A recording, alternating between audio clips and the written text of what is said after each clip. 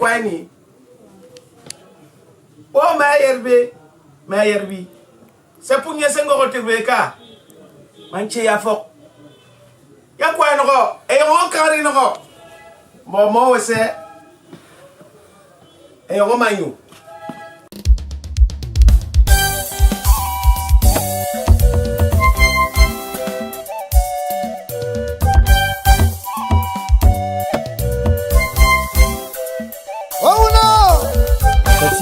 Petit, Mchemchi Vomanyo Manchoko Yoromot. Special dedication to Manyu sons and daughters all around the world.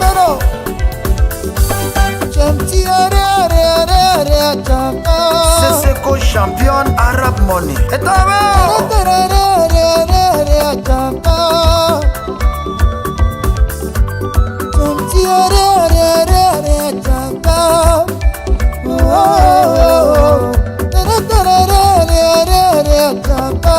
Ben Alvis, Searchlight Schools, Jonaya Provinces.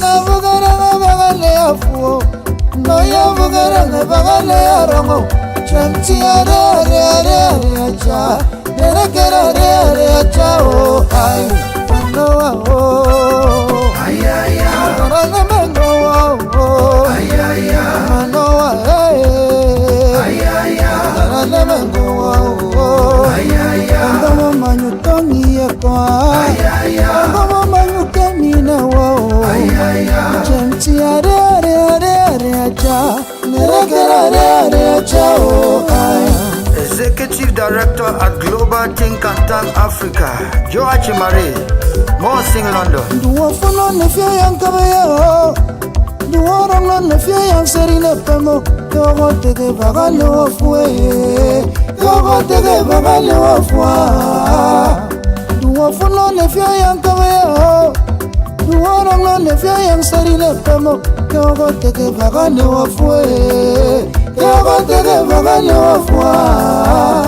Tata Asaf Akebe Biebini Eyanga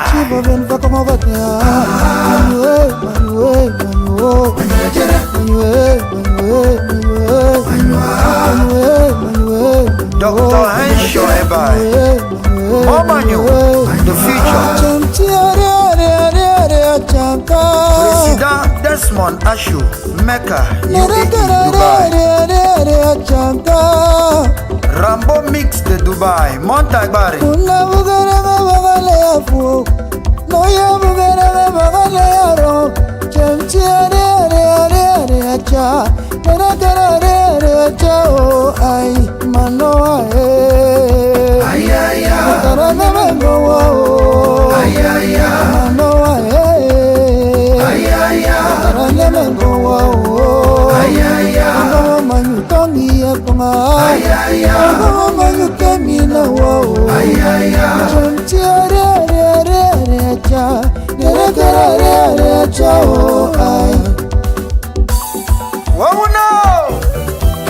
Manu, fully represented.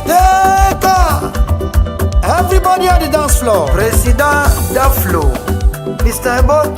Oh no, Enno Rouse, Waters, Zidane, Houston, Texas, USA. Enno Soro, Mamawa, Gore Seseko, Gore Dadi, Atanga Spariawa,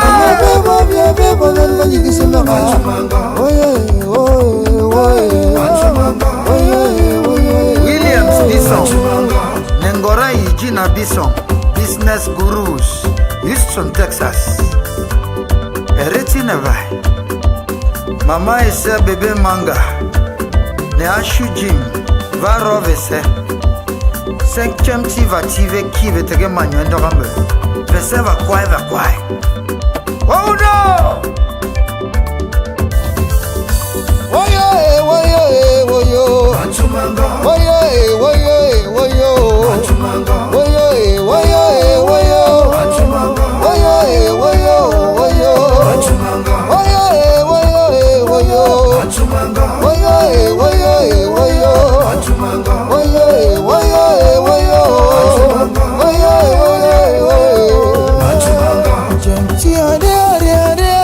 DJ Manas, the man behind the machine.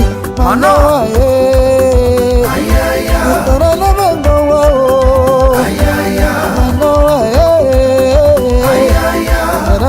oh no!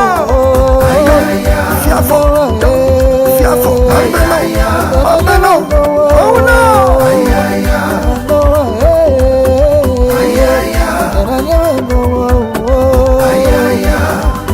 Benel Tabia Bonkwai, Adax Petroleum, Montagbari, Commandant Bison, Customs, Tapungasa, Maxi Manor, Bangakangari, the Golden Voice, Mamanyu.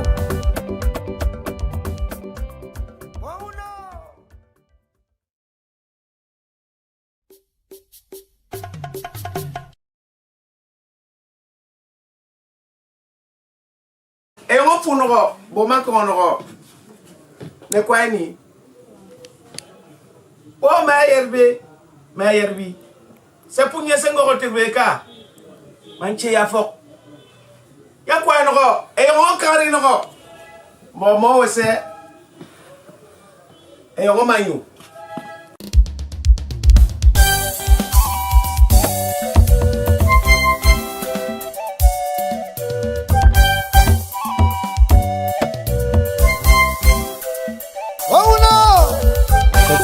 Petit, Nchemchi Vomanyo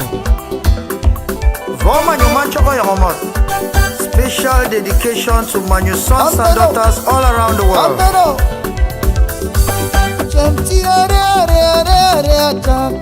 Seseko champion Arab money.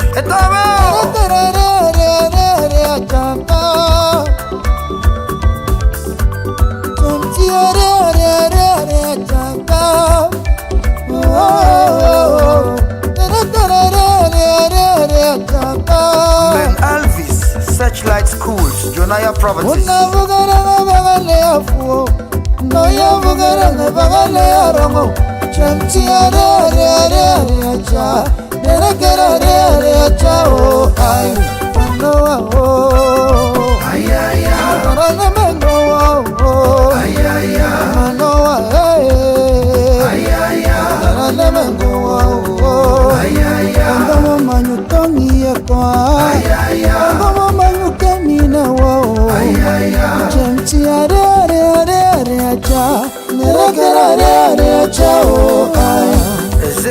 Director at Global Think Tank Africa, Joachim Marie, More Sing London. Duo funo ne fia yang kabaya, duo rong ne fia yang serine pemo.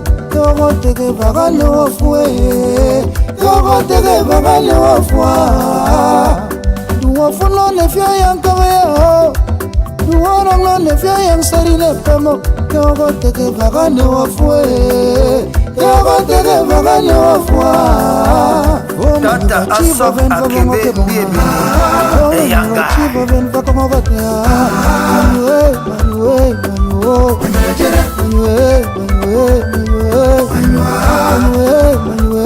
Dr. Henshaw Ebai Momanyu, the future President Desmond Ashu, Mecca, UAE, Dubai Rambo Mix de Dubai, Montagbari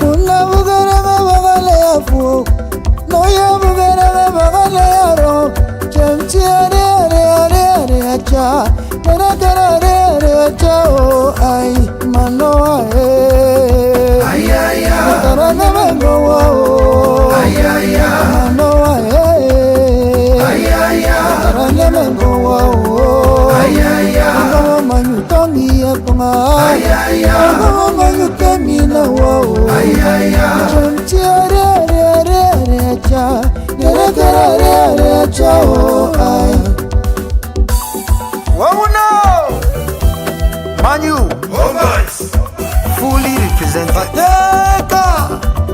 Everybody on the dance floor. President Daflo, Mr. Ebot, oh no, Enno Ross, Water, Zidane, Houston, Texas, USA, Enno Soro, Mamawa, Gore Seseko, Gore Daddy, Atanga's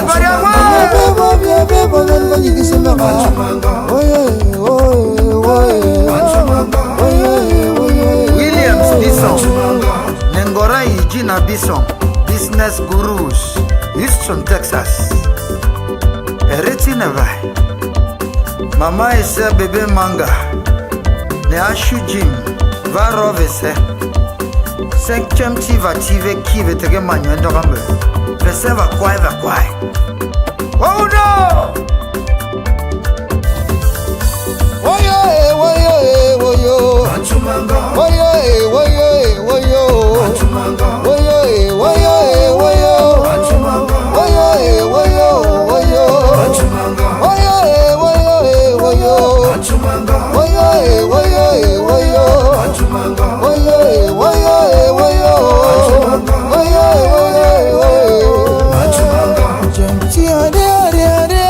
DJ Manas, the man behind the machine.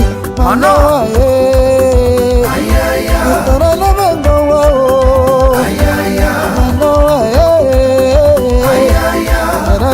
oh no! Fiafo, Abeno, oh no!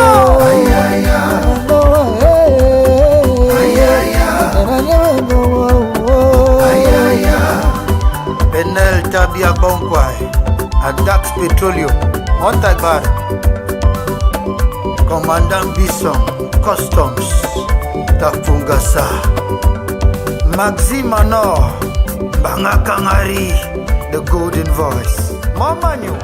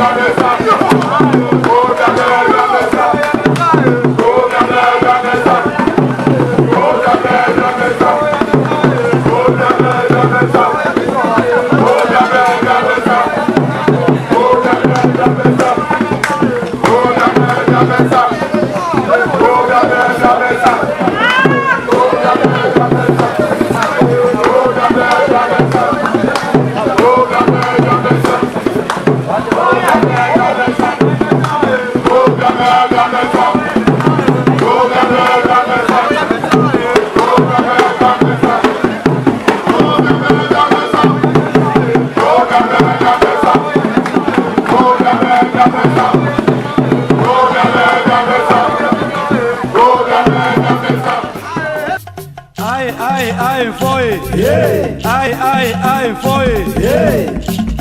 Manyo kwe baba wasa. Manyo kwe baba wasa. Siliko kie. Manyo kwe baba wasa. Siliko kie. Manyo kwe baba wasa. Manyo kwe baba wasa. Manyo kwe baba wasa. Manyo kwe baba wasa. Siliko kie. Manyo kwe baba wasa. Siliko kie. Manyo kwe baba wasa. Manyo kwe baba wasa. Manyo kwe baba wasa. Siliko kie. Manyo kwe baba wasa. Siliko kie. Manyo kwe baba wasa. Manyo kwe baba wasa. Manyo kwe baba wasa. Siliko kie. Manyo kwe baba wasa. Siliko kie. Manyo kwe baba wasa. Ai foi. Ai foi. Ya. Bambanya base ni ale kamiki. Ya ba koni ali bi munyaka. Suwe ilo budi kamiki mi se. Ali bonana. Nyama yu ku munyaka ali bona ufoko usu uko usemenwe. Munyaka pabo shapa ufo. Banja sini ali kamiki mi se. Suwe Manyo kwe baba wasa. Manyo kwe baba wasa. Mumala be kuye na jeshi.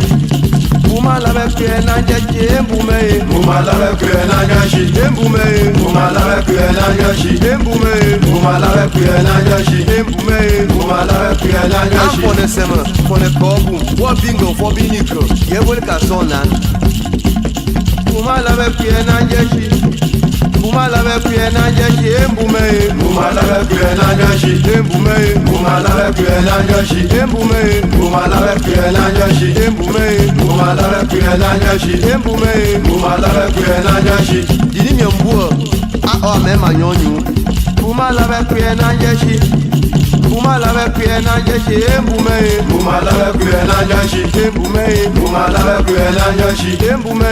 Mumala be kuye na jashi. Embume. Mumala be kuye na jashi.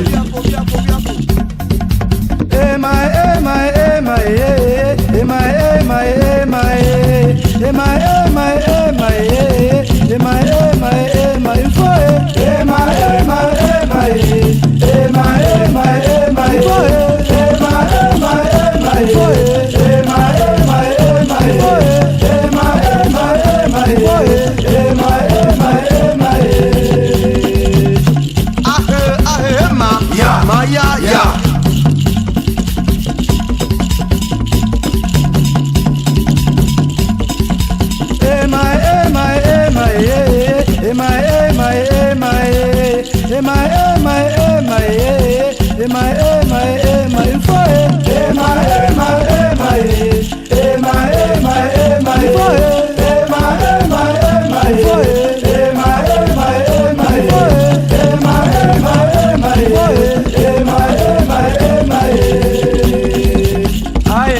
Ai foi. Ai foi.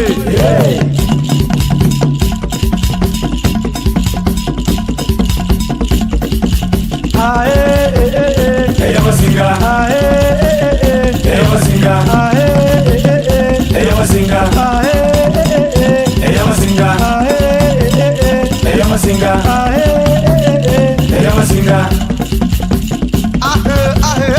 Ya.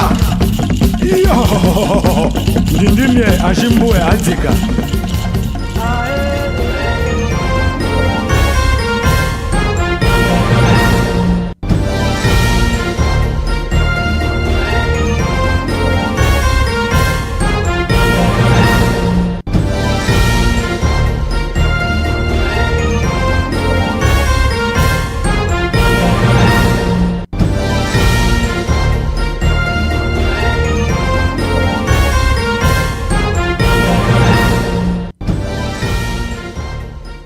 Hello, good evening, ladies and gentlemen. Welcome to News Talk with yours truly, Chris Anu, coming to you from the great state of Texas, precisely Houston, Texas. My apologies for the late show, ladies and gentlemen. Whatever the case, I am here with very, very exciting commentary as usual. Please, if you are joining by the social media, YouTube, Facebook, Twitter, go ahead and hit that share button let everybody know that the anchor man is live right here. You are not watching AI here, artificial Chris Arno. This is the real Chris Arno. That is why I stopped saying I am live.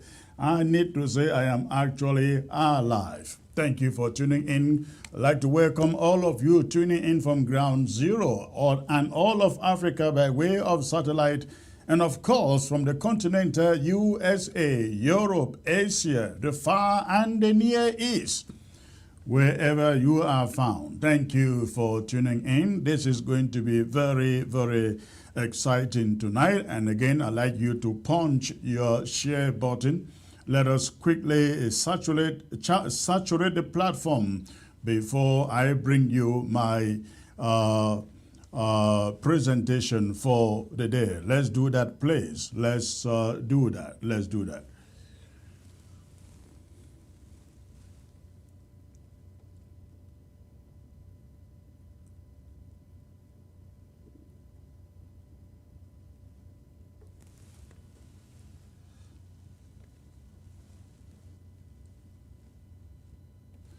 All right, thank you once more for tuning in tonight. We're going to be looking at a number of issues. First, number one, the rally in Washington, D.C. taking place tomorrow, May 20th.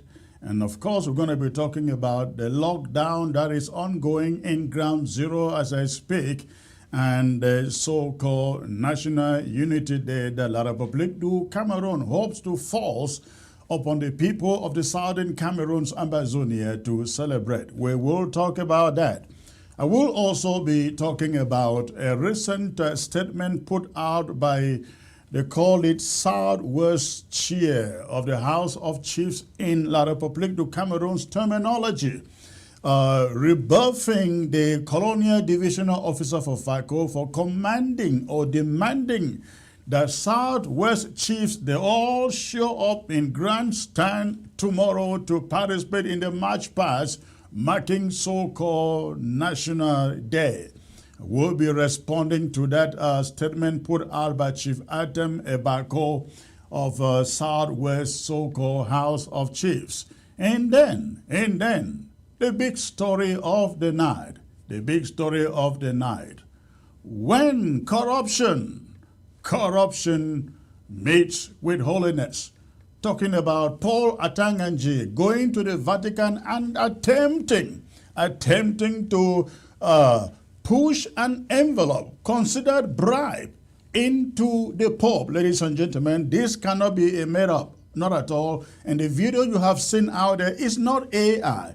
It's a genuine video because I have spoken with Vatican authorities. That video is real. Nothing is concocted about it. It is just, or it was just an extension of the corruption that is Cameroon right into the Vatican. We'll be talking about that. And of course, as usual, I will open the phone lines to hear from you, know what you think. Please don't touch your remote. I will be right back. Thrive America, the flagship model, offers personalized coaching and assistance to newly arrived individuals into the country through a concierge service and one-stop resource on your phone. The app supports essential areas of integration, such as job search strategies, benefits applications, financial literacy, credit repair, legal guidance, and more. The platform aims to become the go-to resource as you navigate the complexities of settling into a new country.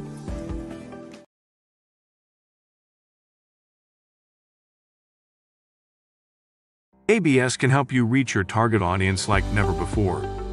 Advertising on ABS, you'll benefit from our extensive reach and dedicated viewership. We offer special advertising packages during primetime slots and popular shows. You'll also be featured on our social media platforms, reaching an even wider audience. Don't miss out on this opportunity. Take your business to the next level. Contact our advertising team at absafricatv@gmail.com.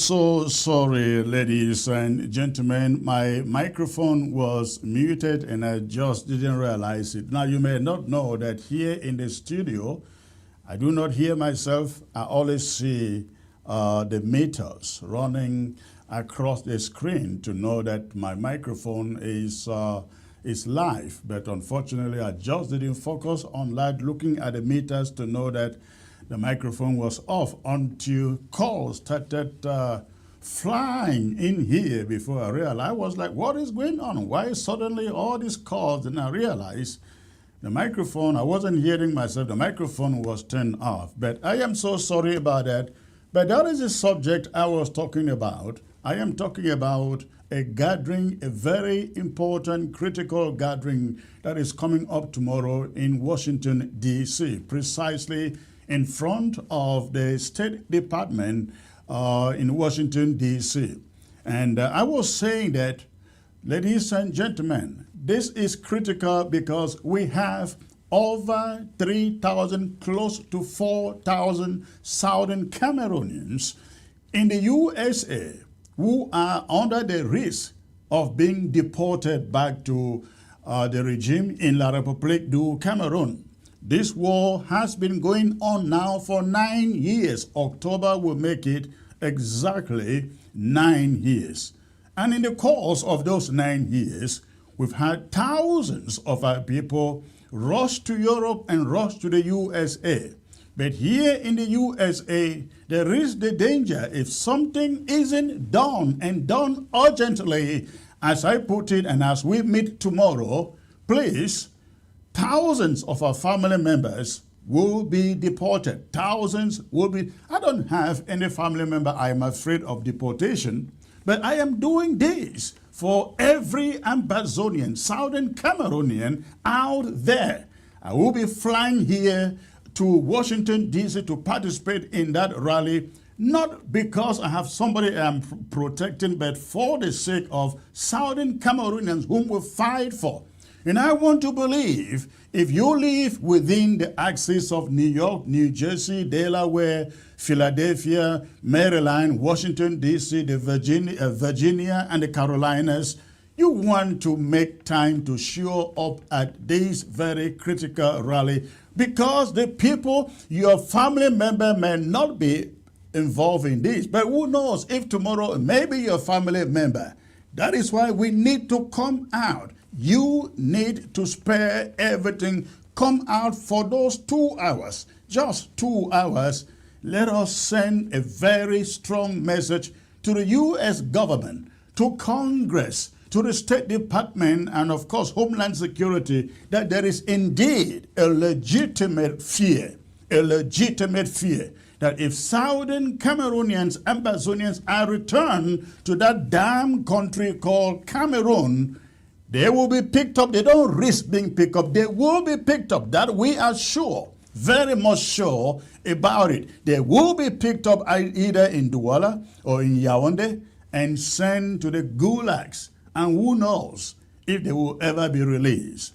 Because within this short time that President Trump has been talking about deporting immigrants, I've heard, listened to La Republicans, citizens of Cameroon back at home. They got so excited, they said, let them come back. Let them come back. Come on, let them come back. They are messing our country. They ran to America to tell America that our country is bad. Let them all come back, ladies and gentlemen. Those are the expectations on the ground. Anybody who is sent out there will have no mercies. Now realize that as I speak to you now, there are 2 American citizens locked up in the gulags in La République du Cameroon, in Yaoundé precisely.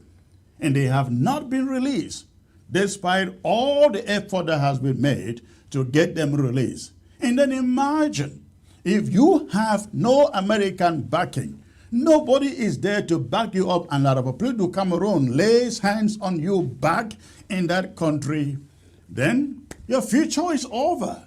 Your future is over. And let me use this opportunity to say something. Some of you rush to the U.S. hoping that you escape from the regime, that is from the corrupt and dictatorial regime of Yaoundé. and you thought you were running away, you are free, you are now in America, and you cannot support the cause. You cannot support the struggle. Now I hope your eyes are open. I hope your eyes are open, especially if you are one of those under the threat of deportation. I realize that many Ambazonians, Southern Cameroonians who escaped from the conflict to America and to Europe, they have not as much as contribute a dime, not even for the refugees who are languishing in Nigeria, in Ghana, and all of Central Africa. Not even to the thousands of prisoners who are languishing in the gulags in La République du Cameroon, in Mbunda, Bafoussam, Boya, Bamenda, Douala, Yaoundé. Nothing. Zero. Zero. My prayer is that you are not deported, so that maybe, just maybe, your conscience can prick you to be part of this process, the part of this conflict, because this is not about Chris Anu and any other person. I am not looking forward, ladies and gentlemen, to go live back in La République du Cameroon, to go be part of that system. Never, never. I don't look forward to that. What I do here, what I do today is for posterity. My children will never live there. My children will never live there. I'm not fighting for my children. I'm not fighting to go live back over there. I am fighting for some of you that tomorrow, when you remember Chris, I know you will know that I fought for you. I fought for you. But if we are fighting for you, why not? Why not show your support? Don't be selfish. We are all marching out there in Washington, D.C. tomorrow. I'm flying from Texas to Washington, D.C. to fight for you. And some of you just sit there and fold your hands and say, that be a thing, that one a thing. Don't be selfish in life. In life, somebody always has to fight for somebody. And that's what we are doing here. Please, let's join hands. Let's join hands. They say many hands tie a bundle easily. That's what we are trying to do. Come in, join us with your contributions. Let's make this a living here for La République du Cameroon and for Paul Biya until we get back our country. So, ladies and gentlemen, having said that, again, this rally is taking place tomorrow, 10 a.m., beginning at 10 a.m., again in front of the State Department.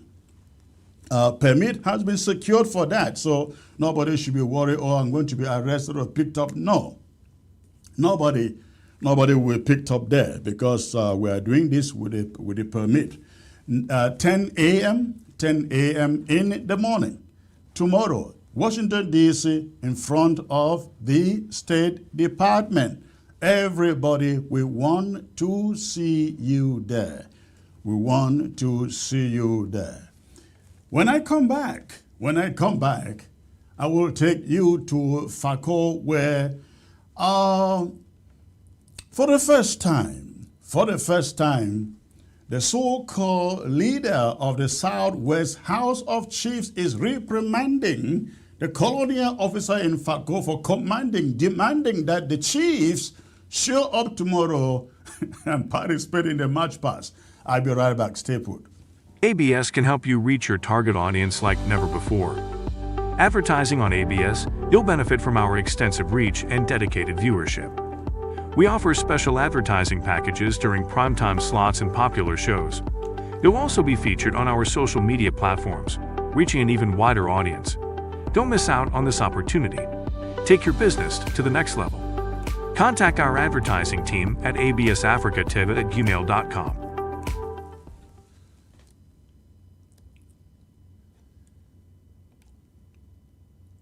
ABS can help you reach your target audience like never before. Advertising on ABS, you'll benefit from our extensive reach and dedicated viewership. We offer special advertising packages during primetime slots and popular shows. You'll also be featured on our social media platforms, reaching an even wider audience. Don't miss out on this opportunity. Take your business to the next level. Contact our advertising team at absafricatv@gmail.com.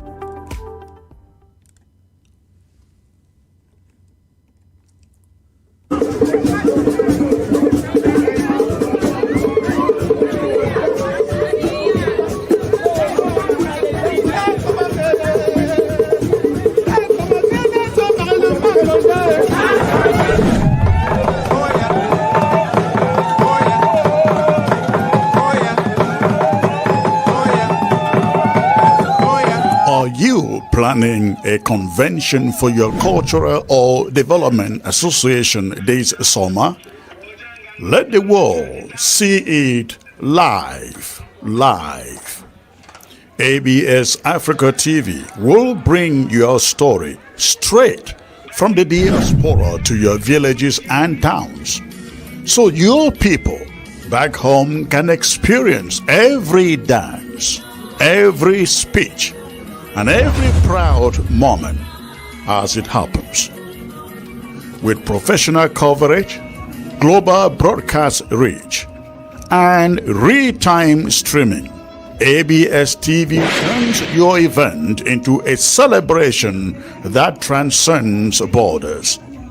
Don't let your hard work go unseen. Put your convention on the map. For booking and inquiries, please email us at absafricatv@gmail.com. Again, absafricatv@gmail.com. Or for WhatsApp purposes, send us a text at the number 346-504-3666. ABS Africa TV. We are bridging culture and connecting generations.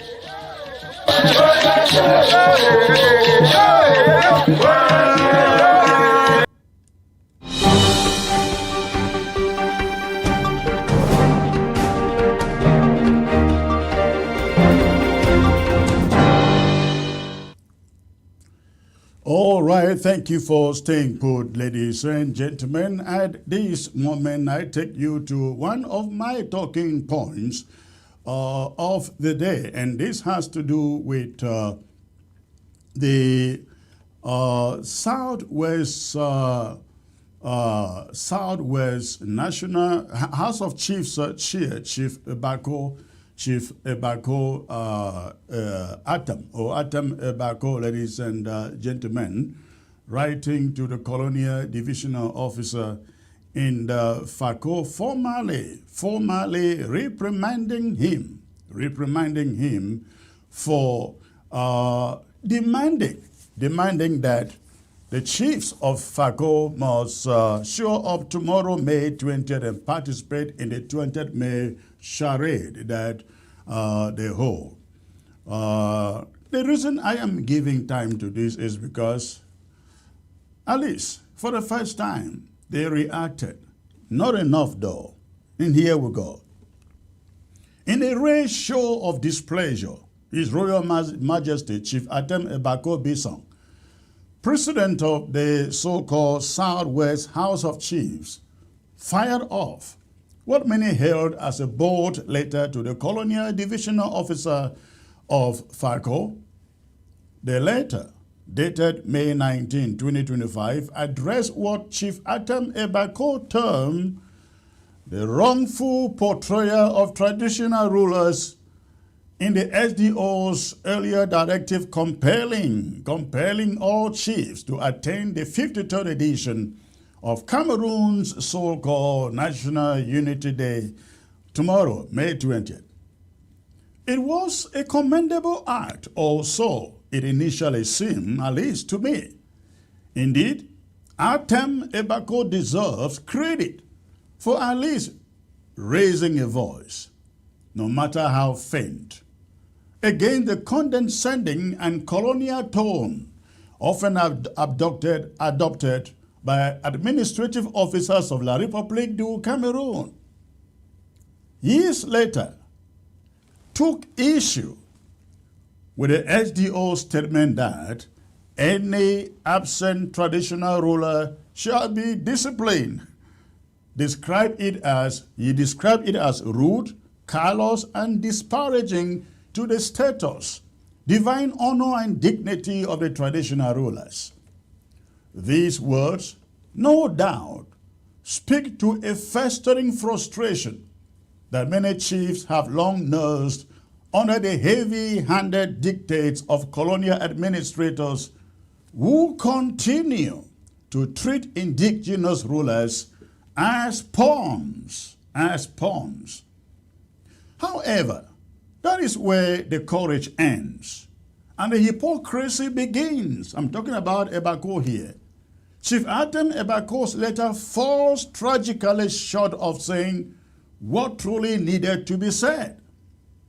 That traditional rulers are not beholden to colonial administrators in Ambazonia, and as such, should never be coerced into participating into a state-sponsored charade like May 20th, a day that for the people of the southern Cameroon's Ambazonia symbolizes not unity, but betrayal, annexation, and cultural erasure. If Chief Atem Ebako wanted to restore the dignity of the traditional institutions he claims to defend, he should have gone further. He should have told the colonial SDO that no chief under the House of Chiefs will attend the so-called 20th May. He should have said that they will boycott it, that their loyalty lies with the people, not the regime in La République du Cameroon. But instead, he chose to indulge in soft rebukes and diplomatic tap dancing, urging the colonial SDO not to be insolent and disrespectful, while still stopping short of doing the one thing that would have shaken the table, that is, defiance. He fell short of it. Even more disturbing is the selective outrage in Atem Ebako's letter. The colonial SDO of FACO was merely echoing the same instructions issued earlier by the colonial governor of the southern zone, Bernard Okalia, who had ordered all chiefs to march and show patriotism at the grandstands. Yet, Chief Atem Ebako said nothing about that. No letter, no protest, no rebuke. Why the sudden courage now, sir? Was the SDO an easier target than the governor, or what? Or was this letter simply a desperate attempt to save face after public backlash? This is the double dealing that has plagued the southern Cameroon's Ambazonia for decades, plagued our elites for decades, including our chiefs. Figures like Chief Atem Ebako play both sides of the fence. They dine with the regime at night, then issue flowery statements of indignation in the morning to pacify their own people. They wear the garb of traditional authority, but bend at the knee of colonial governors and their stooges. They claim to defend the divine honor of traditional rulers. But when the regime strip these rulers of their autonomy, parade them at political rallies, and arrest them for non-compliance, they fall silent. They fall silent. That's the problem. Atem Ebako and others like him, they are not part of the solution. They are part of the problem. Their cowardice has enabled the continued humiliation of southern Cameroonian institutions. Their silence has made the occupation bearable for the Yaoundé's regime. And their empty statements, lacking both teeth and spine, have always served to confuse and deceive the masses into thinking that something is being done. Something is being done. Of course, nothing, zero, is being done. Not by the stooges called Atem Ebako in others. At a time when Ambazonian fighters, activists, and ordinary civilians are sacrificing their lives in the struggle for independence and dignity, the least one would expect from a supposed leader of traditional rulers is to stop legitimizing the colonial regime by showing up at their forced celebrations. That is the expectation of every Ambazonian, everybody in your constituency, sirs. May 20th is not a day for love and peace, as Chief Atem Ebako naively puts it. It is a day of grief, of mourning and betrayal. It is a date that marks the death of the sovereignty of the Southern Cameroons. It is a day Ahidjo rigged unity into a lie. Instead of telling his peers to hold their ground and reclaim their rightful authority as leaders of a people, Atem Ebako politely pleaded for an apology and urged restraint. Restraint in the face of tyranny. Apology in the face of occupation. What Ambazonia needs now, and I mean now, are not pleaders, but patriots, not collaborators disguised in royal robes, but custodians of truth and freedom who will speak boldly, stand tall, and act decisively. Traditional rulers in Ambazonia must fully understand or draw the line, not just with words, but with action.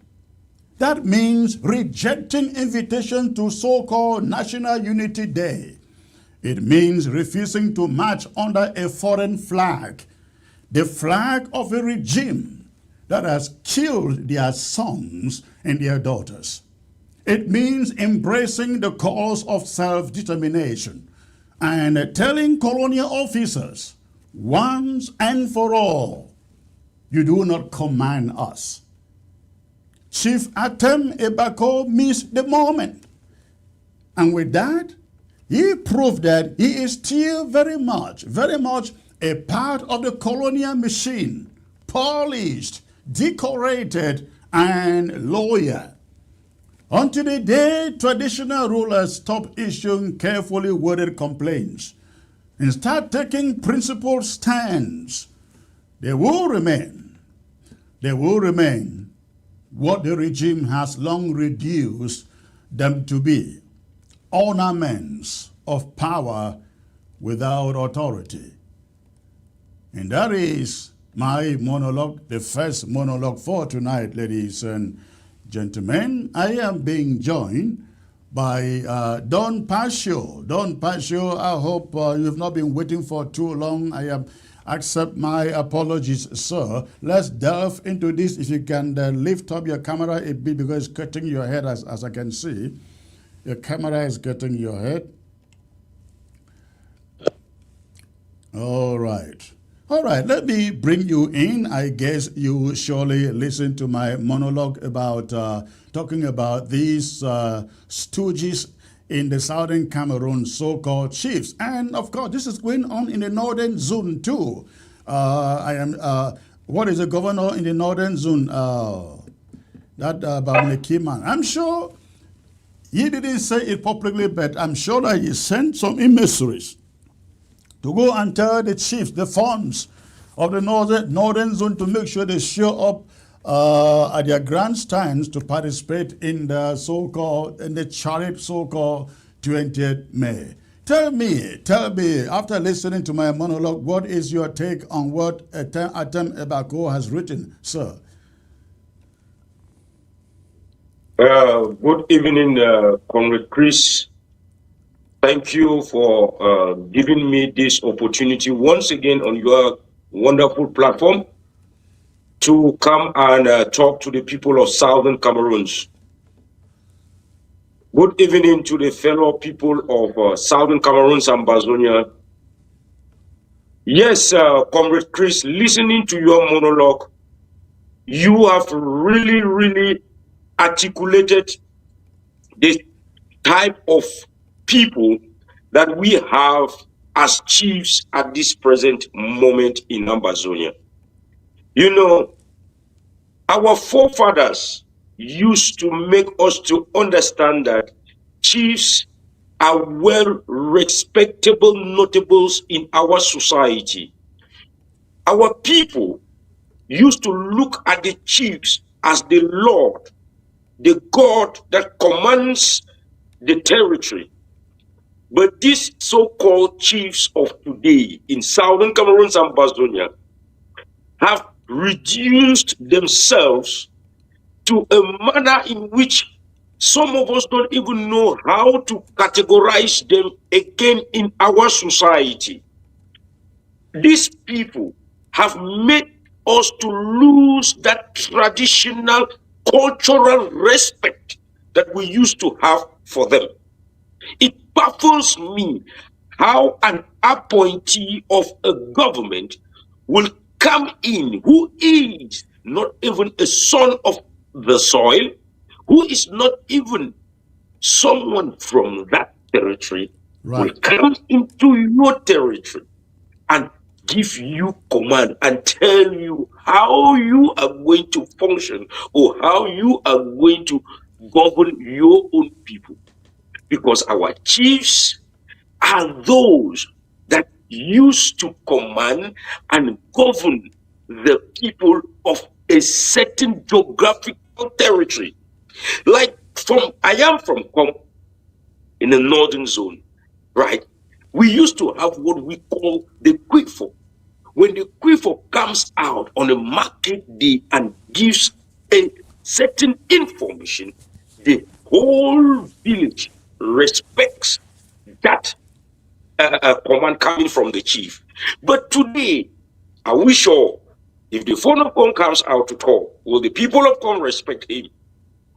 Look at how chiefs will go and bow down to greet our chiefs who never greeted even their own children or their wives that they made children with, will not even greet them with the hand, will go to greet colonial governors, colonial SGUs. And the Jews and governors have the gods to command our chiefs to come out and march. How sarcastic this can be. That our chiefs, that we do respect, that we go to them with all the respect that we have for them, that they should come and march past in front of people who have no portfolio, people who have nothing to offer in that territory called Southern Cameroon. Why have these people reduced themselves to this level? Why our chiefs decided to turn their backs on their own people? Where are our chiefs? Most of the chiefs in the northern zone are living in La République du Cameroon. Why? Because they cannot even govern their own people anymore. They cannot talk to their people anymore. Why? Because they have decided to sell out. They have decided to become blacklegs. They follow money rather than working for the good of their own people. They tend to follow crumbs. We knew that the citizens fit their chiefs. The citizens fit the palace. Not only the chief, fit the palace. When they say fit the palace, they fit the notables of the palace. But today, because of crumbs, our chiefs have decided to go to Yaoundé and forget about their people that used to feed them. Where is the culture of Southern Cameroons? Where are we heading to as Southern Cameroonians? You, the notables, you, the chiefs, where are you? Where is your dignity? Why have you decided to become colonial stooges that little children, young boys, will be commanding you to march past in front of them? It's a sad situation, Comrade Chris. Now, this thing is coming from the background, Atem Ebako's letter coming from the background of these colonial officers telling the chiefs, you must show up and participate in the march past on May 20th, else you will be disciplined. You will be disciplined. Now, have you ever heard this said to the chiefs in the Bafoussam, in the west region of La Republic, the chiefs in Douala, the chiefs in Yaoundé. Where has that been said before, but in Amazonia? Comrade Chris, that is because our chiefs have decided to become fools, to become dogs, to become beggars. These are words that clearly define those people who call themselves chiefs. Forget about the letter this so-called Bako has written that the chiefs will not respect the SGU. When the so-called governor of Southern Zone came out to make same call, what did the Bako do? He never reacted because he was scared of the governor. Comrade Chris, let us be clear to our people. Have you asked yourself why these so-called governors in our territory, they have not been able to change them since this our liberation war started? Do you know why? Because our territory has become a farming ground for them. What they achieved in those territories, they did not achieve in Republic territory. They cannot say that to their La Republic chiefs because they themselves, La Republic chiefs, they don't have chiefs. They don't respect their chiefs. They I don't think that is a little respect, bit they different. don't I think value I their disagree culture. with you a little. I think I disagree with you a little bit there because I know in the western region of La Republic, chiefs are still very much respected. Then you go up to the north where you have the Fulanis, the Hausas, and so on. Their traditional rulers very highly respected. You are very correct. You are very correct there that the western region and the far north and north region, they respect their notables. But they cannot go to that extent to say those things to them because they consider them as their people. They look at us as nothing. That is why they are doing what they are doing to us. They went to the western region the last time from retreat. They said they found explosives. They found a factory for explosives. They found a factory of this. They confiscated some guns. Did they fall and burn those villages? Same like they did to the villages in southern Cameroon and Amazon, because they are their people. We are nobody to them. They don't value us. And if our people do not realize that, to stand up and say no to La République du Cameroun, and they are even going out to be proud to say that we are reporting some of the boys, we are reporting fighters, then you will remain a fool and a fool forever, because now, like we say in this Amazonian liberation struggle, we are the never again generation. And it is our time. Like you have said in your monologue, Comrade Chris, some of us, we are not fighting because we want to achieve something personally for us. You are there in the United States of America with your children. What is there again that you want to go and achieve in Southern Cameroon's Amazonia? Where I am today, what is there for me to go again to that Southern Cameroon's Amazonia to go and achieve? We are doing it for posterity because we want our own people to stand up tomorrow and say, oh, there was a Chris Arno that fought for us. There was a Don Pashu that fought for us. This is what you need to leave when you are leaving Earth. Ask yourself, what did you do for humanity? Did you stand up when your people were being killed? All of us, we could stay mute.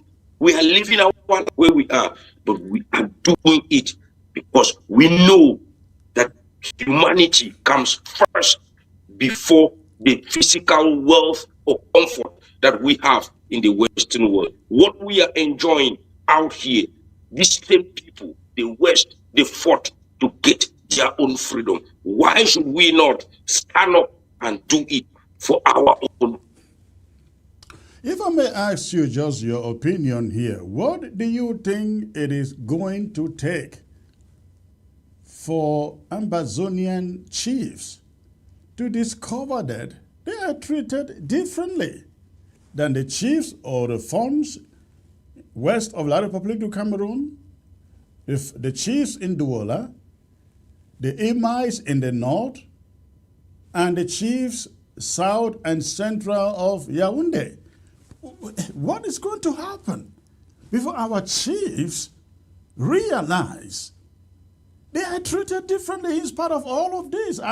Somebody called me from Boya, that was, I think, last Friday, to disclose to me that how the chiefs in Fako are determined to go out and stage a march tomorrow, May 20th, in spite of this demand, this warning, treating them as kids, telling them you must show up and march and you face discipline. I remember that when we used to be in secondary school, when it was 11th February or 20th May, the headmaster would get the teachers to go all the classes, count every student, and then make sure that at the occasion in Menji, every class student is counted to make sure they show up there.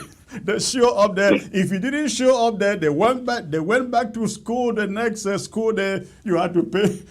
You had to pay for it. You had to be disciplined. This is the way our chiefs are being treated. I'm talking about our own parents. They are being treated as the kids in primary school. What is it going to take, in your opinion, for them to realize they are treated this differently? The truth of this whole matter is that they themselves, the chiefs, they know that they are being treated differently. They know that is why they have left their palaces and they have run to La République du Cameroon. And they are there in La République du Cameroon begging like children. Like you quoted here, my brother. Our parents, they used to count us in secondary school and high school that this person did not march, this person did not march, and they would discipline you. These chiefs, what is discipline? That the Republic will discipline you. Is there any law in La République du Cameroon or in Southern Cameroon that the government appoints a chief or the government removes and install a new chief in a village? These things are inherited. So I don't know what type of plane the Republic is threatening them with, to the extent that they are saying that they are going out to march us in front of people with no portfolio. Because those people, in the name of governors, in the name of DOs, in the name of SGOs, in the name of government delegates, they have zero portfolio in the territory of Southern Cameroon's Amazonia. They don't belong there. You, the chiefs, you belong there. But you have refused to stand up and do the right thing for your own people because of crumbs. Langa for belle, would talk for pidgin. Langa for belle, they think about themselves. They think about themselves. They don't think about the people.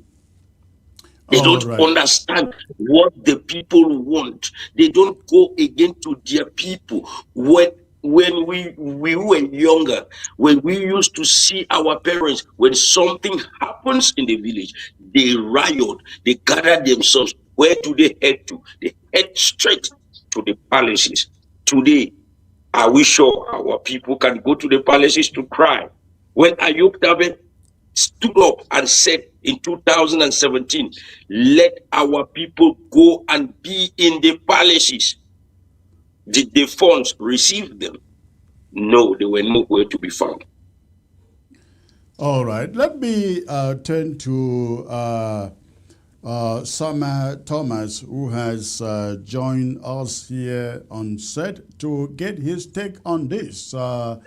Comrade Sama, I know definitely you are one of those out there very bitter, very, very bitter with what you see, not just in these chiefs in the southern zone, but of course, equally those in the northern zone, because they are not treated any differently. Tell me, give me your take here, please. Thank you for having me, Comrade Chris, and let me say hi to my fellow Comrade John Marshall. Like you rightly said that I'm really bitter. There was a video I saw over the social media with that orangutan at upstation Bamenda there called Lele L'Afrique. I don't know what kind of a name is that. Telling the fawns and thieves, that people call thieves of Bamenda, that they gave a certain seat to a certain fund of funds, and whenever they are gathered, the seat of the fund of funds should be where they are gathered, because spiritually, that's sacrilege. Because spiritually, the fund of funds is amongst them, despite the fact that he is not present. Let me say something. Let me remind Sarukamel of something. If In you can try to 1993, adjust your camera and nobody sees your face because it's shaking a lot. That looks better. Okay, thank you. In 1994, if I'm not mistaken, when this thing of funds conference started in Bamenda, Chafa had to grant an interview over Radio Bamenda. The telephone lines were open for the public to ask questions to Fon Chafa of, I don't know if it's of Bambalang or what. So I asked Fon Chafa, I called to that program and asked Fon Chafa, does funds or chiefs make a fund? He said no. Funds or chiefs are made by the Quilifund and not funds making a fund. So that piece of crap of a fund of funds is non-existent. But unfortunately, La Republic had hanged onto that piece of crap that the funds of Bamenda, the thieves of Bamenda, like the thieves of Boya, made somebody a fund of funds or thieves of thieves. That is exactly what they are supposed to be. But going to the crux of the matter now, Beluk or the orangutan at upstation Bamenda is saying that our funds, if at all they are, should come out with placards on 20th May, carrying them on their heads, yeah, with their subjects marching behind them. And if you do not, then you know what awaits you. I'm just waiting and watching to see if the fund of Mancon will go and exhume old wounds. Let him try and go out with that placard that they asked him to go and carry. Of course. Do you Then have he any will doubt the fund of Mancon will be there? The only person I trust in the northern, the only chief I think will not even think of that in the northern zone is the fund of Bafut. The fund of Bafut? Yes, it's the fund of Bafut. Yeah. But I am just waiting and watching to see if the fund of Mancon will go and get that placard as instructed by that orangutan at upstation. If he will get that placard and march with, or even if I see him seated at the grandstand that he is commemorating 20th May with La Republic, he will have me to reckon with now in Mancon. I've just been playing my call with him because he's just coming in and I do not want to pick it up with him.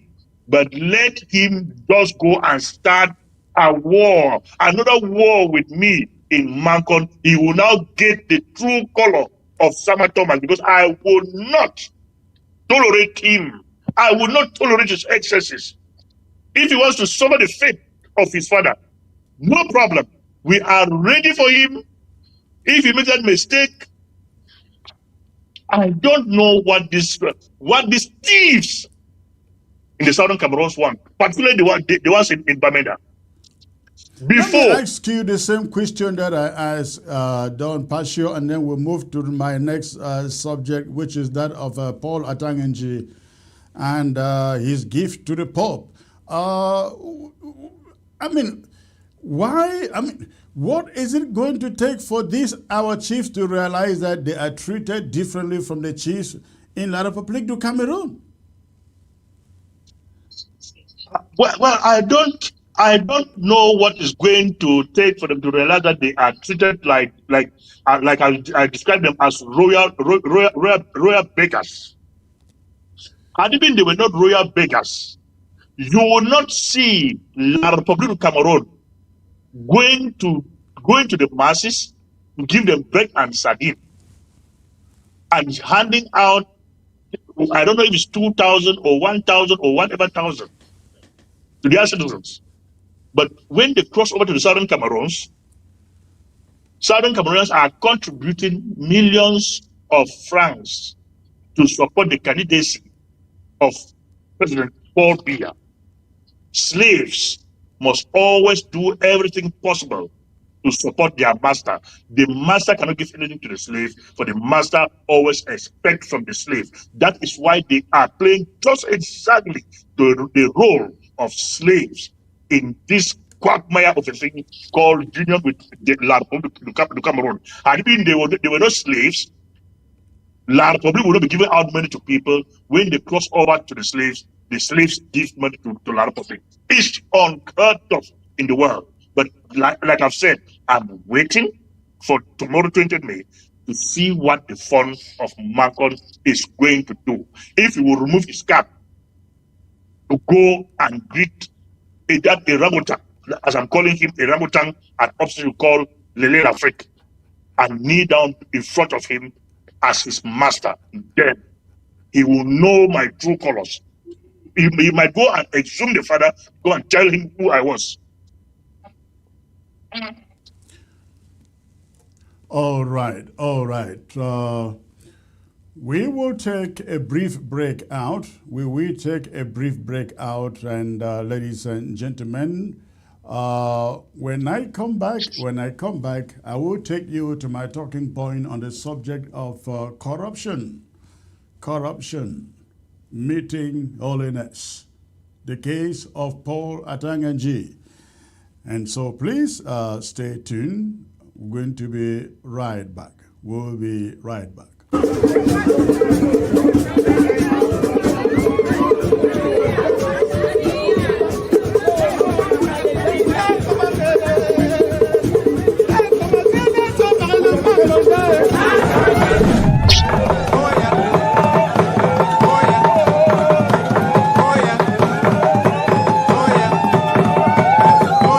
Are you planning a convention for your cultural or development association this summer? Let the world see it live.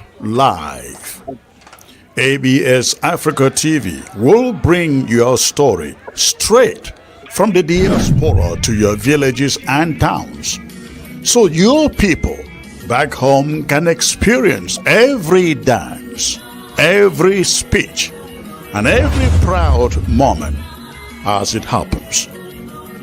With professional coverage, global broadcast reach, and real-time streaming, ABS TV turns your event into a celebration that transcends borders. Don't let your hard work go unseen. Put your convention on the map. For booking and inquiries, please email us at absafricatv@gmail.com. Again, ABSAfricaTV@gmail.com, or for WhatsApp purposes, send us a text at the number 346 504 3666. ABS Africa TV. We are bridging culture and connecting generations.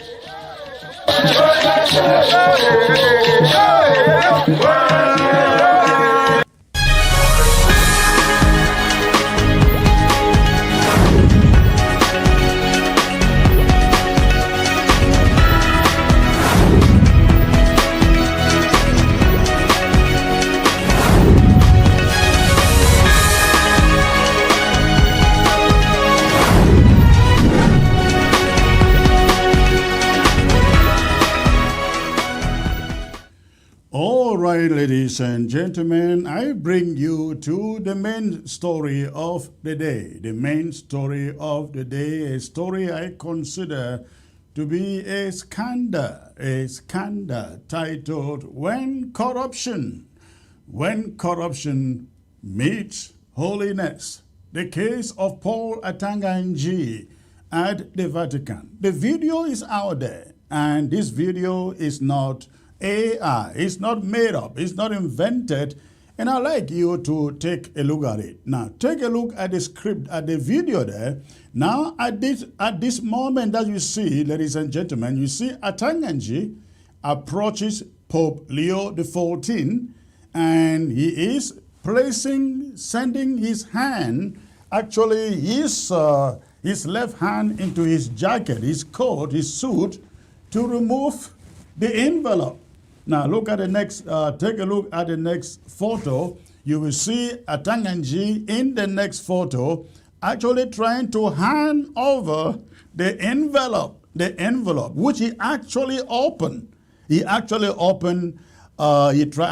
to hand over to the Pope. You can see there again, he put his hand in his pocket, brings out the envelope, and try to hand it over to the Pope. Now, the Pope refuses to take it. The Pope refuses to take it. Now, this is the real video. I'd like you to watch the real video of this incident before I bring you the monologue. This is the real video. There's Atanga. He is muttering something that is not audible. Nobody can understand what he is saying to the Pope.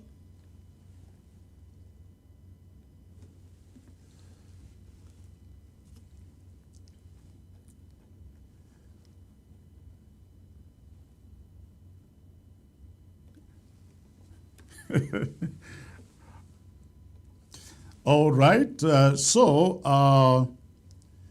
I want to believe you have seen that. Let me bring to you information related to what you are watching on your screen there. Let me bring you information related to that in the form of my monologue. Monologue. What you see there, ladies and gentlemen, if it is not exporting corruption beyond the borders of Cameroon, then I don't know what you will call it. I don't know what description you will give to it. That was exactly the case. In a diplomatic world where every gesture is read, every handshake analyzed, and every gift interpreted as symbolic, a recent scene involving Cameroon's Minister of Territorial Administration, Paul Atanga, the man you find on your screen there, and His Holiness Pope Leo XIV, offers a revealing lens into the cultural and political rot-consuming Cameroon. A video that you find there, since gone viral, captures what should have been a routine greeting with the Pope, but instead ended in the moment of awkward refusal that has stirred conversation across continents. The footage, lasting less than a minute, shows Paul Atanga extending what appears to be an unsealed envelope directly into the Pope's hands while engaging in light pleasantries. The Pope, without hesitation, subtly refuses to take it, instead maintaining the decorum of a handshake and verbal exchange.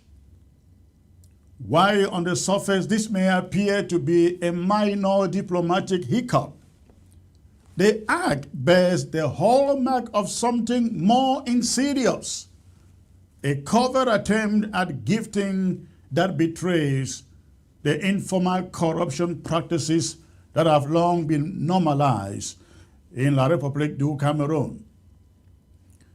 But let us be clear here. In diplomatic protocol, handing over any envelope, sealed or unsealed, to a head of state or religious leader, such as the Pope, without prior arrangement, is highly irregular. Highly irregular. It breaks with diplomatic formality, bypasses the clerical and bureaucratic structures of Vatican communication, and smells of impropriety. The fact that the envelope was unsealed, that means open, adds a layer of suspicion. Was it money? Was it bribe? A letter? A token? We may never know. But the symbolic nature of the act, combined with Cameroon's well-known global reputation for endemic corruption and fraud, leaves little room for charitable interpretation. This is not just about one man's ill-advised action. It reflects, ladies and gentlemen, an entire culture of governance that assumes shortcuts, bribery, and backdoor diplomacy are the normal, acceptable modes of operation. In La République du Cameroon, especially under the Paul Biya's regime, officialdom has for decades confused state service with personal enrichment and diplomacy with image laundering.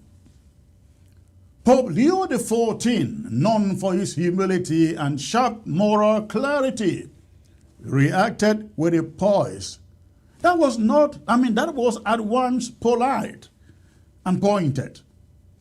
He didn't escalate the moment or call attention to the envelope. No. But his body language was unmistakable. A gentle decline of the hand of Atanga, a direction of focus and a commitment to the principle of integrity, even in the face of subtle coercion. It was a profound message without a single word. The Pope told the world that not everything offered must be accepted or received, and that holiness cannot be bought.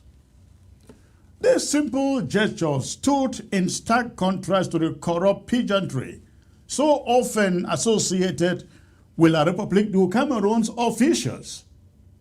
Why Paul Atanga smiled, as you can see there, smiled. His mission, whatever it was quietly denied. And in that moment, the world saw what many Cameroonians already know: the shamelessness of a regime that has lost its moral compass. Paul Atanga is not just another Cameroonian politician. He is the face of internal repression in that country, the mouthpiece of a regime that has overseen the brutalization of dissent, and the coordinator of territorial administration that functions less to serve citizens and more to police them. His name is often associated with the persecution of Southern Cameroonians, Ambazonians, the suppression of media freedoms, and the manipulation of public sentiment. That is what Paul Atanga is known for.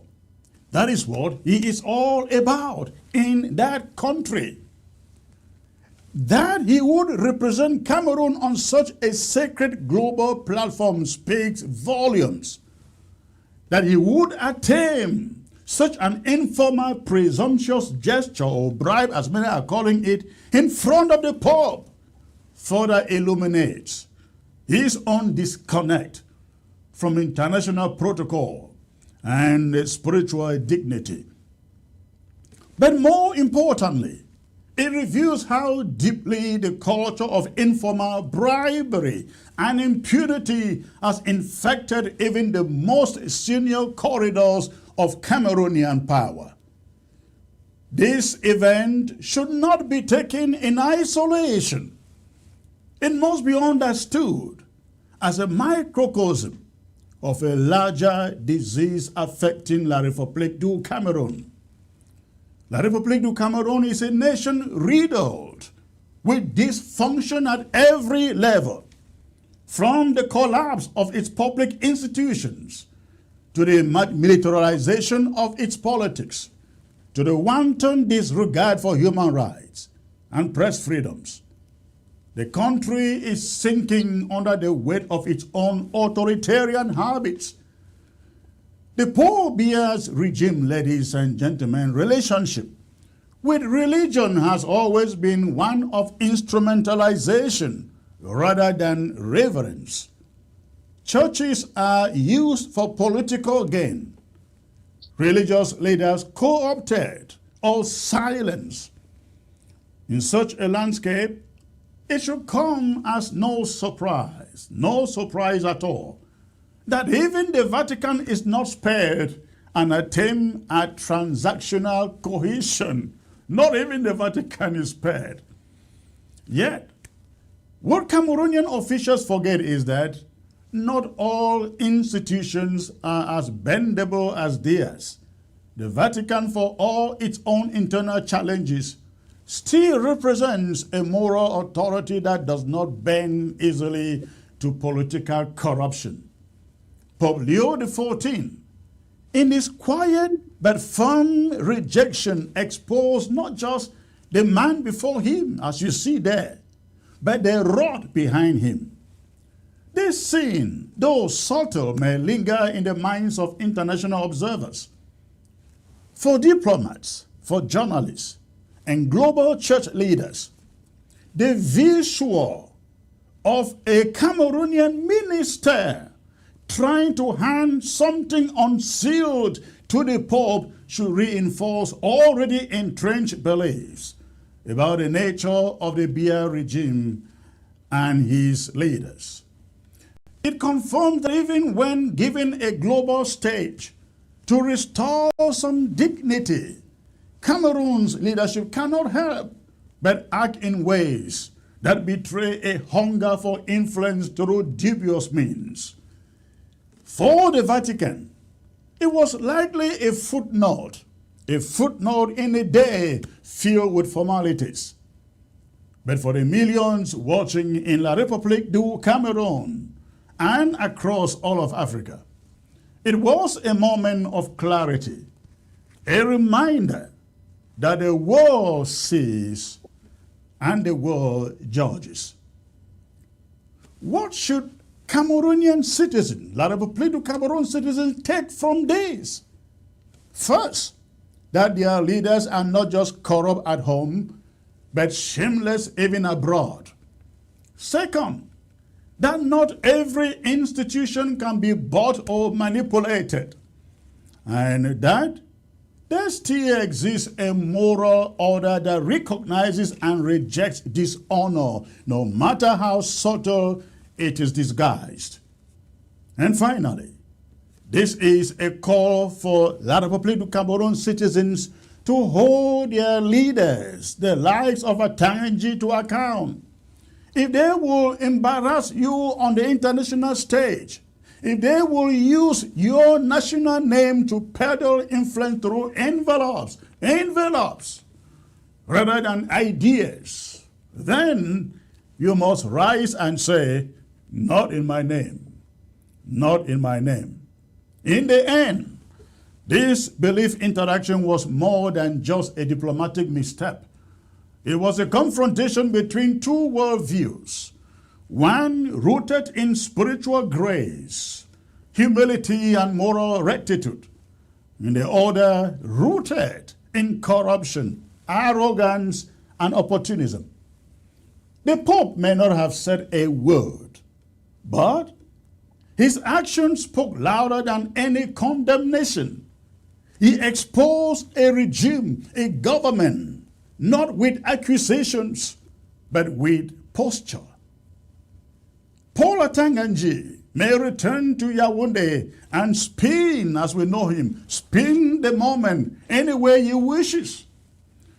But the video is out there. The world has seen it. And for those who have eyes to see, it says everything. Everything. And that is my talking point on that subject, ladies and gentlemen. Let me bring back my guest here. Don Pashu, let me come back to you on this subject of Paul Atanga. As again, you can see on your screen there, Paul Atanga came in, he put his left hand inside the jacket, he pulls out an envelope, and the lid flies open. Though nobody sees what is in there, but the lid flies open, and then he tries to hand it to the Pope. The Pope kind of does like this, like, hold on, what are you trying to do? You bribing me right here at the Vatican? Hold on. And Paul holds it and carries it away, as you can see there. What do you make of that, Don Pasio? Comrade Chris, first, before I come to that video, many people don't know Atanga Paul. Many people don't know who is Paul Atanga. I was in Bamenda during the 2011 so-called presidential elections. After that election, the people used to call 10,000 new notes, 10,000 notes in Bamenda. After that elections, it was being named Atanga Paul. Do you know why it was being named Atanga Paul? Because it was counterfeit money that Atanga Paul used to bribe people for them to vote for this year. So, for you to have a new 10,000 note at that time, to change it into something else, you will not be able to change that money because people will refuse it and they will call it Atanga Paul. You are bringing Atanga Paul to me. So, it is an inborn habit.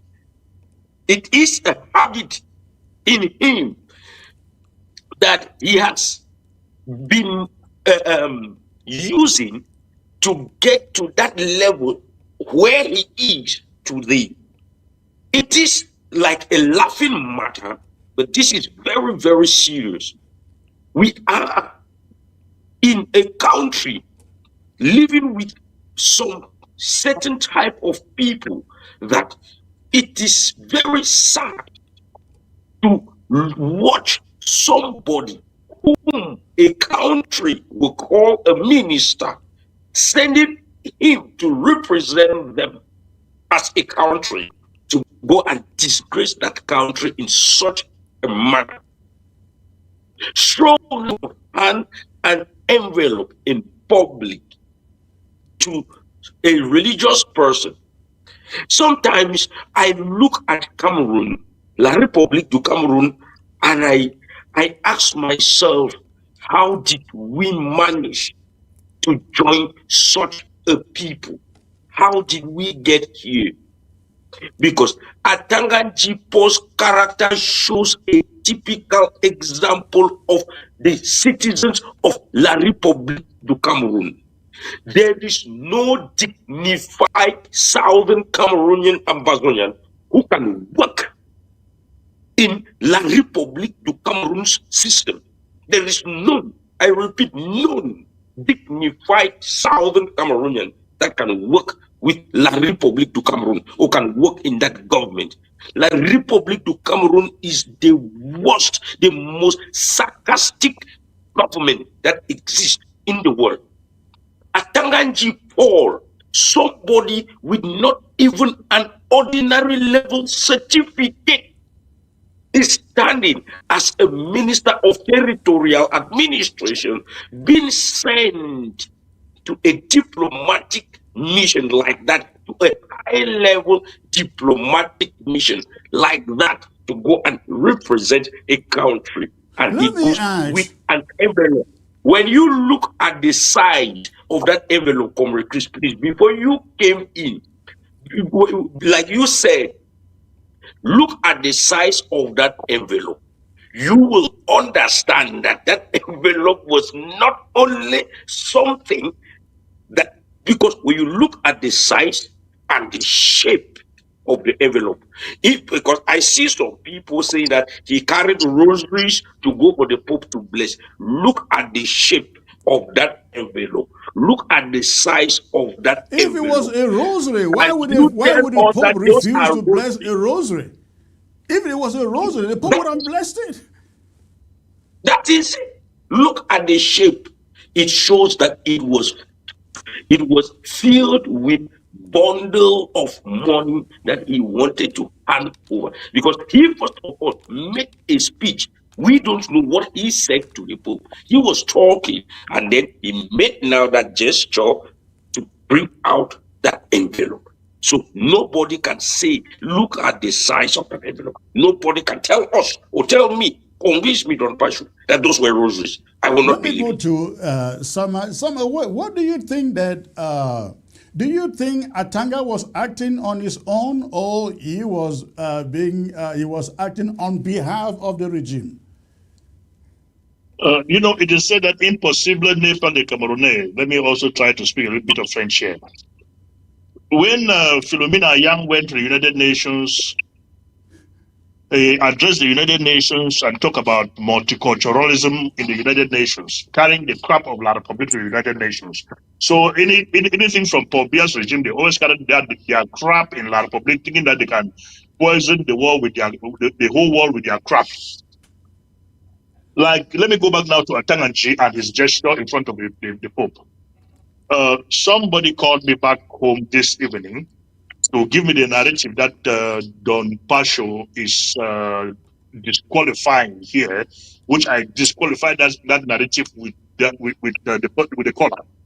I told her that had it was a rosary that Atanganji was carrying, it couldn't have been in an envelope, or it couldn't have been in a container, for the Right. Pope or any priest in the world will not bless a rosary in a container. Blessing a rosary or whatever thing in a container, are you blessing a bullet? Are you blessing a poison for Atanganji to go and poison somebody with through her blessings? Are you blessing a bullet for Atanganji to go and shoot somebody with through your blessings? So a priest or a pope will not bless anything of the nature of a religious nature that is hidden. It must be exposed. Secondly, had it been Atanganji was if it wasn't a religious event, I bet you Atanganji could have been got down. Because you do not go in front of another head of state with a hidden envelope in you, and you remove it in that manner. The security guard will presume that you are carrying a weapon to kill the president with, so you'll be gunned down. Atanganji is lucky because this was a religious event that he was allowed to get away, or he got away with that mess which just exhibited there. But like we are saying, and I also hold to that opinion, that Atanaji and La Republic, they think, as the journalists who welcome late Cardinal Toomey, coming back as Cardinal from Rome about 30 years ago, said La Republic thought that everything can go their way, or support their things, that everything in the world can go its way. As Toomey was not Zanzibar, there was nothing he could do to Rome. They have still gone to Rome again to bribe another prelate of the Catholic Church. For whatever reason, we do not know. But they've carried their shock again like it was the case 30 years ago. Let them go and try another style again and come up with. But this is a disgrace for La Republique in front of the entire world, for La Republique to go and expose their stupidity, their illiteracy by removing an envelope to give to a world dignitary in front of the camera. Those that think they are in La Republique, where everything goes. It's a shame on their behalf. Now, I'm hearing from Don Pasio that it is being said that it was a rosary that he was carrying for the Pope to bless. Where is that information coming from, Don? Where are you hearing that from? Comrade Chris, I have read so many posts on social media. You know, they are trying to do, La Republic always try to do their, what they call damage control. Damage control. Damage control. They always try to do their damage control, and that is what that is the tactics they are trying to use. Like Comrade Sama said, let me shock some people here. I have been a mass servant for 12 good years, not in any type of mission or parish, like they say, in cathedral, parish, big mountain, where the bishops were being ordained. I've saved every type of mass except the Pope's mass. All I've saved them. So, like Comrade Sama said, when you are coming with any material to be blessed by an archbishop or by a cardinal, you hold physically, like those rosaries, he could have held them to be long so that they should see that they are rosaries and they will be blessed. The bishop bless them and even some holy water on it. The Pope should have done that. But he did not hold those things physically. The Pope could not bless what he did. He was not seeing what he was blessing. It was inside an envelope. You cannot be blessing what you don't know you're blessing. You can be blessing a charm, a food poison, or a bullet, or whatsoever you are blessing. You cannot give blessings for evil things to go and happen on you. So he could not do that. He could not do that. La République du Cameroon is, like I said before, is the worst, not even one, the worst country that exists on earth, because you cannot take someone like Atanga who was somebody. Atanga started in Bamenda there. Atanga started as a controller in Congress Hall, Bamenda.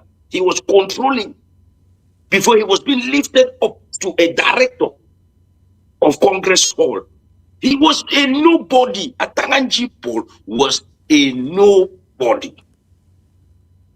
So when you see that they take people like that to go and represent a nation, Comrade Chris, I for one, I am the chairman of SCAF, but there are certain places in this Ambazonian liberation struggle that I will not stand to say I can go and represent Ambazonia. I will not accept, because I am not qualified to sit on that table.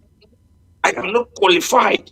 There are people that I know are more qualified than me that will go and do the job more than me, because I don't know what I will go and face.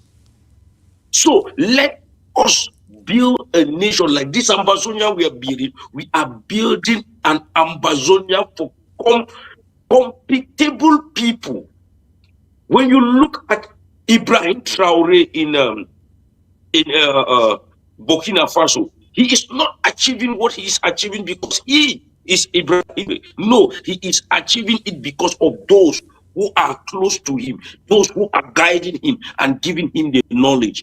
But when you look at a country with a dilapidated president who does not even know where he is, somebody who goes and sit and is messing around, messing in public, then you say that is a country. You say that is a nation.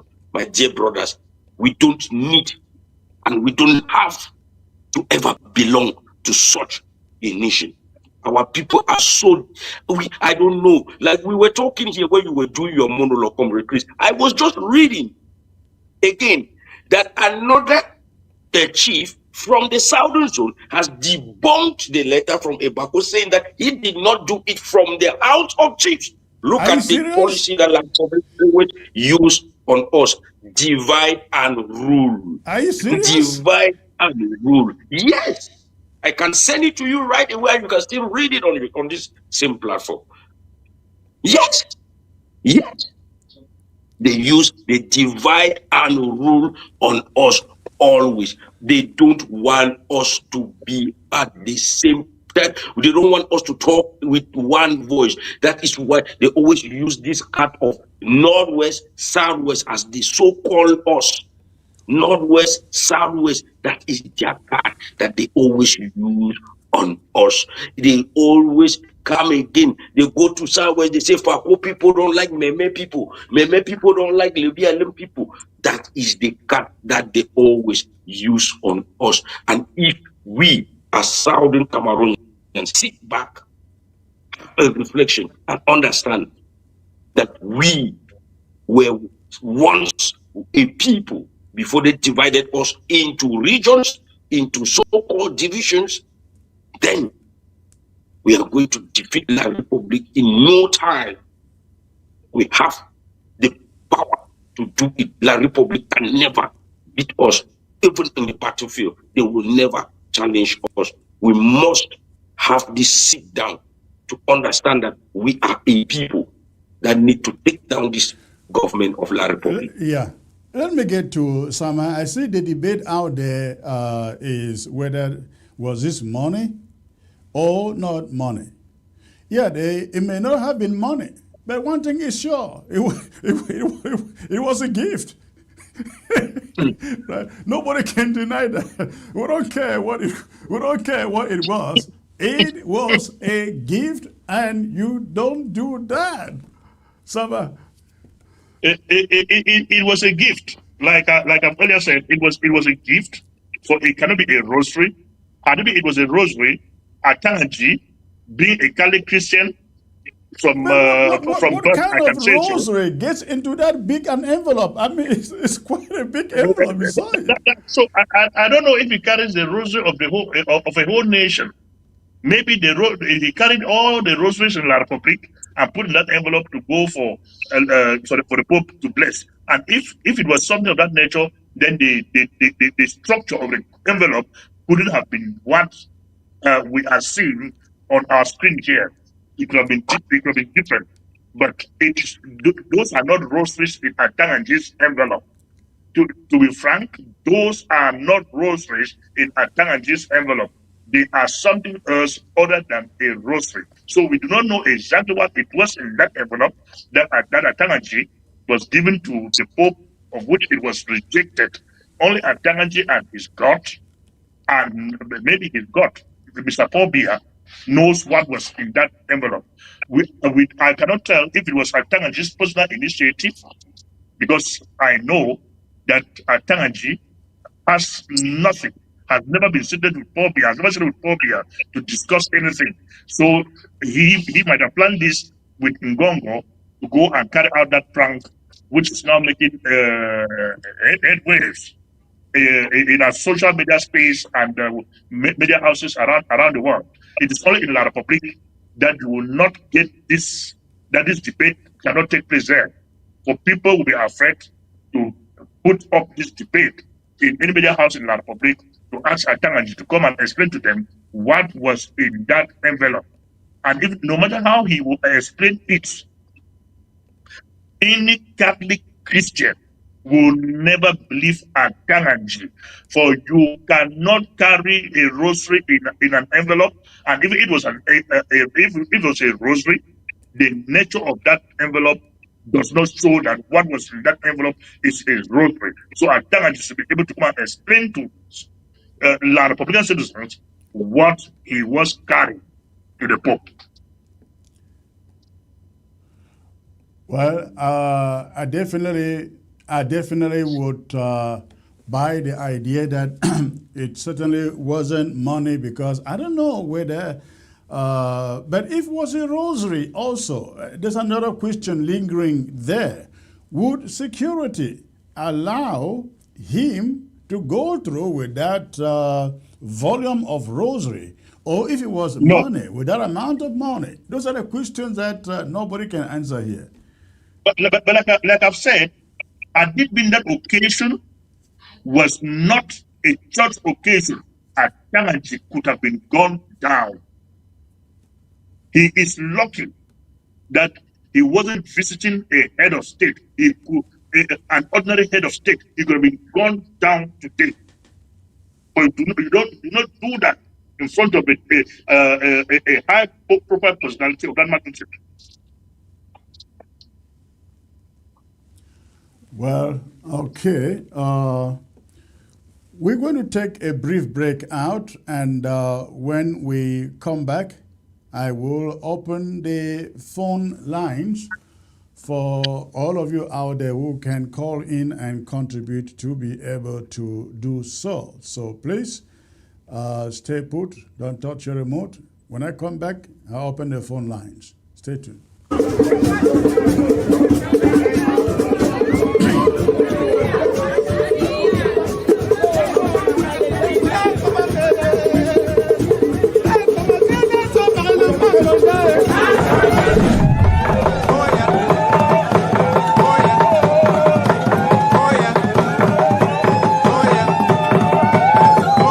Are you planning a convention for your cultural or development association this summer? Let the world see it live. ABS Africa TV will bring your story straight from the diaspora to your villages and towns, so your people back home can experience every dance, every speech, and every proud moment as it happens. With professional coverage, global broadcast reach, and real-time streaming, ABS TV turns your event into a celebration that transcends borders. Don't let your hard work go unseen. Put your convention on the map. For booking and inquiries, please email us at absafricatv@gmail.com. Again, absafricatv@gmail.com. Or for WhatsApp purposes, send us a text at the number 346-504-3666. ABS Africa TV. We are bridging culture and connecting generations.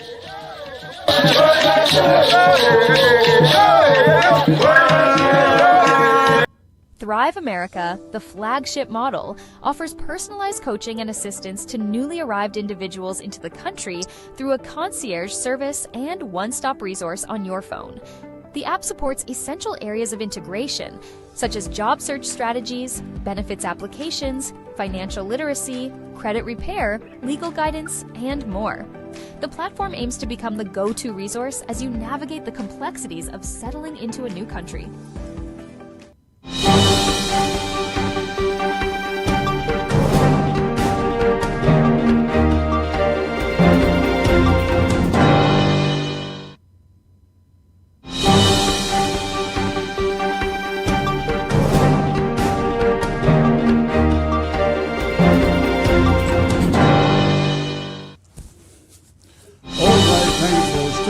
In there, ladies and gentlemen, again at this moment we will open the phone lines, let you call in with your contribution. I'd like to hear from those of you, especially from Ambazonia, where I know there is the race on the ground to shut down totally all of Ambazonia tomorrow, so-called May 20th.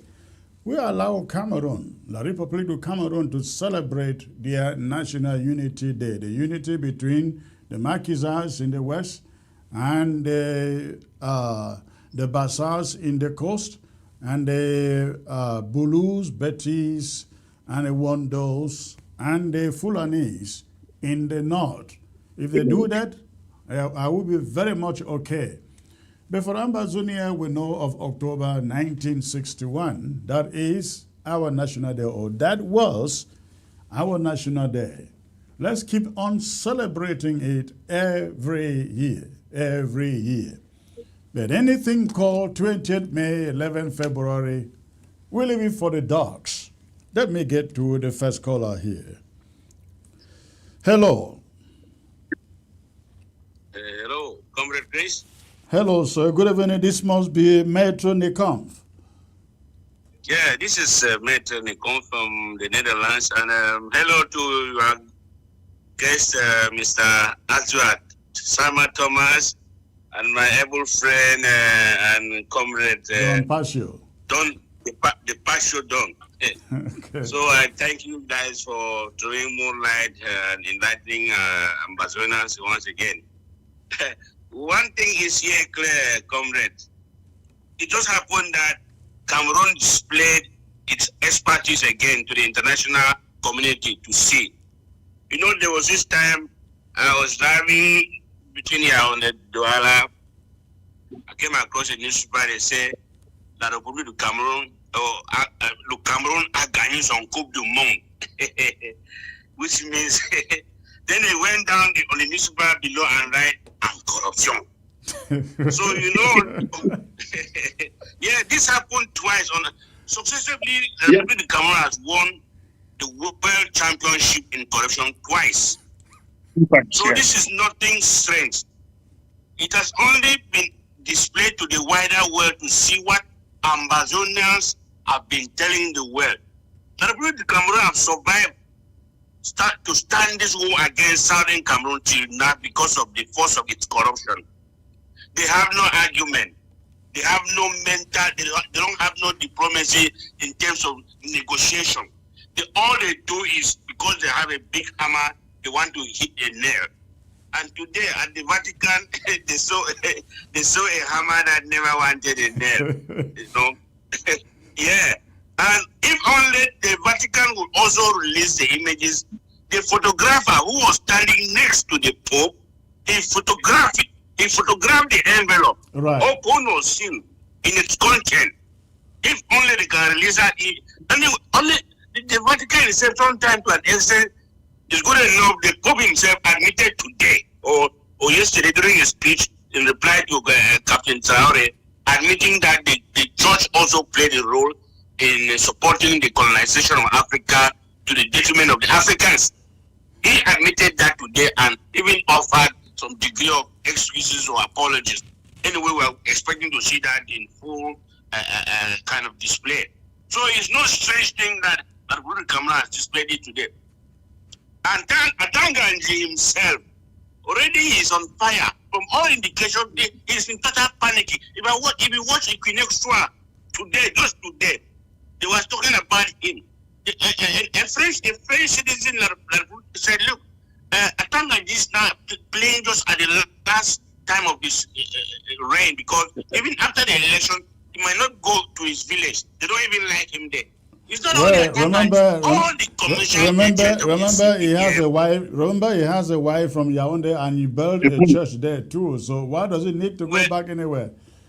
You know, when they are chasing them from there, I think the majority will come against him because the wife is just an individual. I have people that are from our zone who their women have returned back to where they came from, but the men are not there. The only thing here clear. Let me narrate this, Mr. Comrade Chris, and your panelists. Listen, the CPDM commercial agents, the black legs, the supporters, the enablers, all of them right now, they are doubting where they will stand because they are finished. You know, for the past 3 days to 4 days now, or a week or so, on their debates on TV platform now, is about Mandat, what about Kamtuka. They are afraid of Kamtu coming to power because the revenge that, what they have done to their people, they believe that the Kamtu is going to put it back to them. So for me, this is no time for this is not show. You just prove that Ambazona have survived corruption, and when we still have a few amongst us who will still go and take this crumb and then destabilize our people, like what you saw in Boya, they come and distribute money and then ask the youth people to go and march. I'm asking this youth, you are jobless. You don't even have anything. Your sisters, your brothers, your fathers are all locked up in jail. Then you are going to demonstrate at the field on Labor Day. Jobless. How can you be jobless and then you are marching on a Labor Day? No, they had a job. They were hired on Labor Day to do do the job of the Labor Day. To render a job. You were hired on a Labor Day as a laborer, not to labor only in the labor demonstration. Right. That is it. Okay. And now again, you are endorsing for elections. Elections that your people, your fathers, your aunties, your sisters that are being locked up daily. What happened in Moyoka? You saw what happened in Moyoka. They moved along the street, say enough is enough. The one thing that they did again wrong, which I could have advised them to do the other way, was not to go to the divisional officer because he's in charge of the armies. Next time you march, don't even go to these chiefs because these chiefs are being monetized. March and go and sit at a field, at an open air, where it is public. Make your point, get listen, goes out to the world, and then you go home. Going to the chiefs are being paid. Going to the divisional officer, he is also part of them. So it's no solution going to the divisional officer or to the chiefs. But of course, not all the chiefs. We still have some chiefs still have their shoes and their caps on, respected highly in our society. So the Republic of Cameroon has just displayed that, look, this is what we are living for, and this is how we live by, and it is coming to an end. Right now, they don't even have their 40,000 paying their armies. The armies now is bound on harassing the people, taking money from them. And the end is there, Comrade Chris. It is finished for the Republic of Cameroon. It's just pity that our people, our own people, our elites, those we call our elites, without the MPs that are not being elected, senators that have not been elected or mayor, they are the ones still linking us to Yaoundé today. If they were not there, this work would have been over ever since. We go home and rebuild our home. All right. My fellow ambassador, we have to continue preaching language. Let's target only these elites. All right. This unelected mayors or what. All right. Thank you. The problem in our land. All right. Thank you. Thank you. Thank you. All right. Comrade Sama, you have any point to make there? Well, like Major Nikubit is saying, I wonder why I was never part of this go take CPDM money you chop. I've never attended any CPDM occasion and will even refuse any drink offered to me by a CPDM person just because that drink for me is coming from the CPDM. The day I don't know if it was Mboma came up with the French with the boycott of French goods. Do you know, Comrade Christ, that I am still respecting that boycott till this moment that I'm sitting here? So why can't our youths, I'm calling them youths, some of them are even my own grandparents, why can't our people shun everything of the CPTM? That this is the same crime syndicate that has made me to suffer. I'm still suffering. My children are suffering. My children will suffer. Those born and those unborn will suffer if this type of system continues. Why can't we come of age to shun these people? When they come, you blow their dust that they are evil. Is it every food that you see that you must eat? What the CPTM offers, let me tell our citizens and the few black legs and Lagatrup in Southern Cameroon, anything that the CPTM offers you is a poisonous gift. If you do not shun it, it will poison not only you, but your entire generation to come. So, to get rid of it, stop them from afar when you see them coming. Don't let them come close to where you are. That is the solution to the CPGM, to liberation, but for Southern Cameroonians, all these people that we even call them elites, they are not elites. They are your enemies. We call them borrowed representatives. That's the rightful English word to use for those people. They are borrowed representatives and not representing you. So any borrowed representative cannot be your elite. All right. Comrade Summer, thank you for being part of the show today. I look forward to having you again next time, sir. Okay, thank you for having me, Comrade Chris. All right. Okay, ladies and gentlemen, that is all we have for you tonight. I look forward to receiving your videos from Ground Zero of 20th May. I like to see what happens in your neck of the hood. Send me videos. And remember, when you are taking videos, hold them like this. Hold your phone like this, not like this. All right? Let me get to this caller before I call it a night. Hello. Hello. Hello, sir. Where are you calling from, sir? I'm calling from Ground Zero, Meme County. Meme County. Wonderful. What is on your mind, sir? Hello. Yes, greeting to all the comrades there with you. Okay. I'm calling from Meme County. Calling from Meme County. What is on your mind, sir? Yes, you see what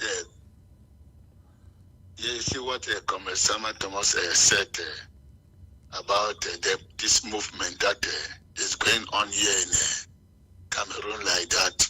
That evil is an evil movement. All our elders that are there, they are evil. You don't need to joke with them. But the truth of the matter is the tree has been hewn down. The end has come. Secretary Chris, what you said that you are heading. I know you're heading. Yeah, corruption meets holiness. Yes. Corruption. Yes. When corruption meets holiness. Yes. Corruption meets abomination of the earth. because the Bible says, Revelation chapter 17, that system that Mr. Atanga went up and made their head now is Babylon the Great, the abomination of the earth. So in other words, corruption meets corruption. Yeah, corruption meets corruption, because in the scripture, that system is corrupt. In the scripture, the Bible calls mystery Babylon the mother of harlot. And in the scripture, the Bible says the peace carry the woman. I mean, the government is supporting that system. The system and the government are one. So they are one. So that's what is happening there. So God is exposing them, and the end has come. So I pray that God should help Ambassador to stand firm, because not too long, the tree has been hewn down. Just like in Daniel chapter 4, when Nebuchadnezzar stood in Babylon, and there was a time that Jesus Christ came down, that it hewn down that tree, and the tree went down.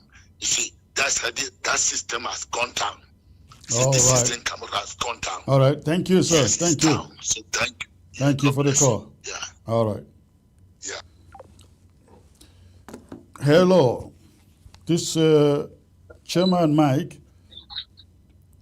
Yes, good afternoon, Comrade Chris. Good afternoon, Comrade Don Pasho and Obusama Thomas.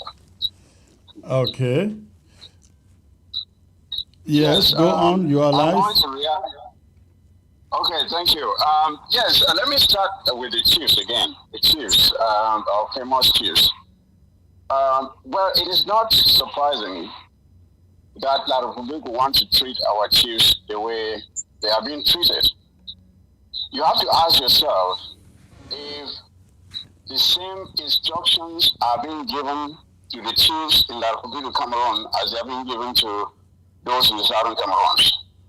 Of Of course not. Right. It shows again the disdain, the disrespect that these people have, not just for us, the citizens of the Southern Cameroon, but for our chiefs. And you also ask yourself if, because by extension, you saw the recent videos of fundraisers by Southern Cameroonian youth to support Mobia as president. Yeah. Have you seen that happening in La Republic Cameroon? No, it doesn't. It doesn't. It doesn't happen. So why is this? Why is it that we always are subjected to these humiliating tactics to show, to bend over backwards?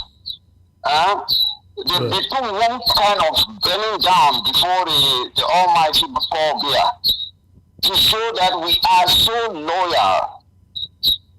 We are the most loyal. It is a certain kind of a position that is reserved for the people of the Southern Cameroon. And these people who call themselves elites are just too eager to succumb to these humiliating overtures that they are exposed to. So it is not very surprising. But what I want to say here is this. It is up to the chiefs to decide what they want to be, how they want to be regarded. Do they want to be regarded as school children, or do they want to be regarded as chiefs? As for us, we know they are chiefs. But tomorrow is a day of reckoning. Yeah. Tomorrow is a day of reckoning. We will be watching to see the teams that will go out there and carry a placard and march. And I want Ambazonians to be very serious here, because the colonial administrator said the chiefs will face punishment. Yeah. We should decide which punishment will be greater. Is it the punishment that La Republic could give to the chiefs, or the punishment that Ambazonians will reserve for the chiefs that will go out and humiliate not only themselves, but the entire Ambazonian people? Because these chiefs are representing us, and whatever they do reflects on us. So we will be watching to see what they will do. And what we are saying here is this. If you as a chief will go out and subject yourself to this humiliation, when you are done marching, you should just continue marching to Yaoundé or to Akonolinga, wherever you want to end. Do not come back home when you have exposed yourself to this humiliation, because by so doing, you have forfeited your chiefdom. That is the punishment that Ambazonians should reserve for these people. Anybody who will go out there and subject themselves to this humiliation must also forfeit their chiefdom. That is it. Now, coming to Atanga, I think it is not surprising. And again, before I even say what I have to say about Atanga, it is by extension, Comrade Chris and fellow comrades, all the televiewers, it is by extension another humiliation to the people of the Southern Cameroon. Of course. I will not want to believe here that what Atanga was doing there was of his own volition. That he just took upon himself to go and give that envelope to the Pope. He was assigned that responsibility. And the question is, could they not find someone of French Cameroon citizenship to go and do that? To go and perform this act of humiliation? No, they had to pick yet another person who has origin from the Southern Cameroon. Even as he does not care about the plight of the people of the Southern Cameroon, they had to choose Atanga, yet another Southern Cameroonian, to go and humiliate himself before the whole wide world. It is another act of humiliation. But why are they doing this? Cameroon is a country where corruption has been perfected. They have used it so well. Think about this conflict of the Southern Cameroons. Why do you think that for all these years, all these major international organizations have not reacted? Because of the corruption that La Republic has used on all of the officials that have the powers to do something about this conflict. We remember all the statues that Pobia has been dishing out, all of the dignitaries, the Commonwealth representatives, the United Nations representatives. When they come, they leave with envelopes. That is what they know how to do. to corrupt people.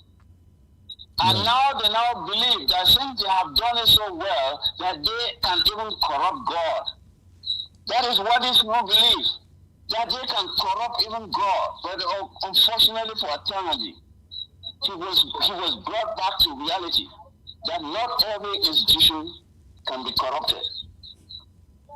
All this nonsense about the rosary, he was trying to offer a rosary to be blessed. If he was offering a rosary to be blessed, why did he have to put it in an envelope? Is it a contraband? And that envelope, if you look at that video, if you look at that video, it was thick, and it looks like what was in and notes, something, paper, whatever. Again, I like everybody to take a look at that. It is not, the content wasn't rosaries. It was something paper. It was something paper. Why would he be hiding it? Why would he hide it? And why would the Pope refuse to bless a rosary? It was not a rosary. They are trying to cover up what is now a humiliating diplomatic blunder and a spiritual blunder in front of the whole wide world, and they're trying to cover it up. But this one, they cannot cover it up. It was money. They took money before cameras and the whole wide world to go and bribe the Pope. That is what it is. People should not try to accept this nonsense. The rosaries are not a contraband item that you have to put in an envelope before presenting it to the Pope for blessing. And the way Atanga's countenance, his countenance, you can tell that what he was trying to do after the Pope. Yes, you got it. You got it. He was doing something that was wrong. You got it. Yes. You got it. If you look at his countenance, his face, his body language, you can tell he was not doing something right. He was doing something wrong. He was doing something wrong. He was doing something wrong. It was like he was trying to steal and his hand was caught inside the basket. Now he tried to trap. So I can say much more about this story, but I just want us not to be deceived by these false narratives that are trying to bring out now to cover up as they always do. Atanga, the headline should remain Atanga tried to bribe the Pope. That is it. That is it. And he was sent by the Republic of Cameroon, yet another Southern Cameroonian, to go and prostrate himself and make a fool of himself in front of the whole world. Thank you. All right. Thank you for the call. Thank you. All right, ladies and gentlemen, with that, we will call it a day. And I look forward to being in Washington, D.C. Tomorrow for the rally for Amazonians, and I want to see all of you. I want to see all of you there. This guy has been trying to call all this while. Hello. Hello. Yeah, hello. Hello, sir. Where are you calling from, please? I'm calling from Ground Zero. Okay. Which county? Mezam. Okay. And how was Mezam today, sir, with a lockdown? Total lockdown. Everybody was in the house except maybe some brave people who went to their farms. Okay. All right. What is on your mind, sir? Yeah, you see, late Abel Mukom had a strategy of always dissuading or discouraging Southern Cameroonians from taking part in this so-called 20th May. This is what he used to say. This is what he used to say. Southern Cameroonians, on the 20th of May, don't go out and march. A slave does not march on the day they were captured. You see, with this strategy, he dissuaded so many people from marching. So if on the eve of every 20th May, you use this strategy to dissuade Southern Cameroonians, let them know that they are slaves and that the slave is not supposed to march. Well, we've been saying so for the past 9 years, isn't it? In fact, recently, as recently as last week, I made the very statement. I put that in my monologue. It's not a day of unity. It's a day of annexation. It's a day we're made slaves. It's a day we're captured. Yeah, but if you emphasize it, you say it. I have, and I think others have. I better get your point. Yes, because every 20 minutes, that was the strategy Abedmukong was using. He would send out flyers. The whole place was covered with flyers. That the slave does not match on the day he was captured. See? All right. Yes. All right. Yes. Thank you. And then another point, sir, before you go, there is one man called Prosengo, a liar. He calls himself a history. Yeah. He keeps on saying that that the third choice, that is outright independence for Southern Cameroon, was not a popular choice. Whereas it is well known that Ndela and Foncha fought very, very hard. They fought tooth and nail to get the third option put on the ballot paper. Right. Britain refused. The pretext that Southern Cameroon was not financially viable. So I think each time, if he comes up and makes such a statement like that, you people should also counter it. Recently, he was on Prime, my media Prime. What he kept on saying that the independence of Southern Cameroon was not a popular decision. That Southern Cameroon did not want independence; they wanted to go and join by the French Cameroon. See. All right, I hear you. Well, we've had people like him for all these years manipulating people with false narratives, and but I think for the past 9 years, Ambazonians have been well educated about their history, and if they continue to say that today, it's just because that's the only thing they have to say. They have nothing to say. All right, thank you, sir. Hello. Hello. Hello. Hello. Hello. Yes, sir, I can hear you. Where are you calling from, please? I'm calling from Cameroon. What county? Cameroon, Yaoundé. La République du Cameroon. Okay, what is on your mind, sir? What's in my mind is that what happened in Baminda last week. I'm not happy for that. What are you referring to? I'm referring for the weapon that soldiers from La République of Cameroon took away from our soldiers. Oh, okay.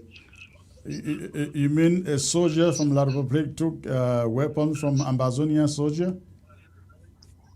Yeah, they took the weapon from Amazonian soldiers. I saw a bullet that they took away, and all the uniform from the soldier from Amazonia. Well, but Amazonia has taken many from them too. So I was not happy for that. They should change the strategies. They should change the strategies for hiding their weapons. They could not put it. They could not hide their weapon in the house where the way that I saw where they was kept their weapons. It was not. I was not very happy. Okay.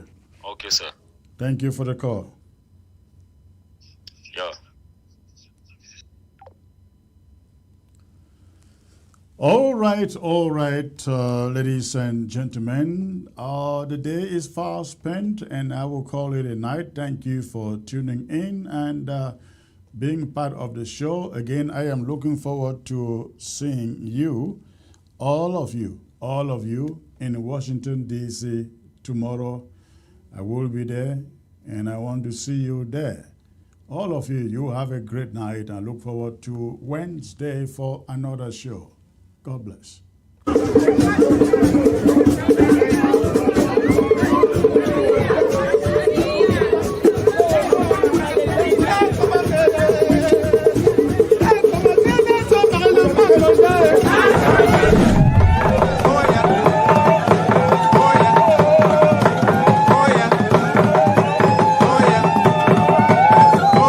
Are you planning a convention for your cultural or development association this summer?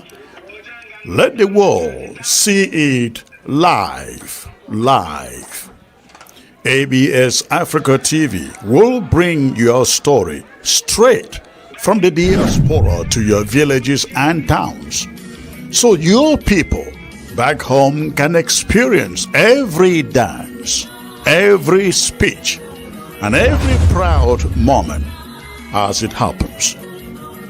With professional coverage, global broadcast reach, and real-time streaming, ABS TV turns your event into a celebration that transcends borders. Don't let your hard work go unseen. Put your convention on the map. For booking and inquiries, please email us at absafricatv@gmail.com. Again, absafricatv@gmail.com. Or for WhatsApp purposes, send us a text at the number 346-504-3666. ABS Africa TV. We are bridging culture and connecting generations.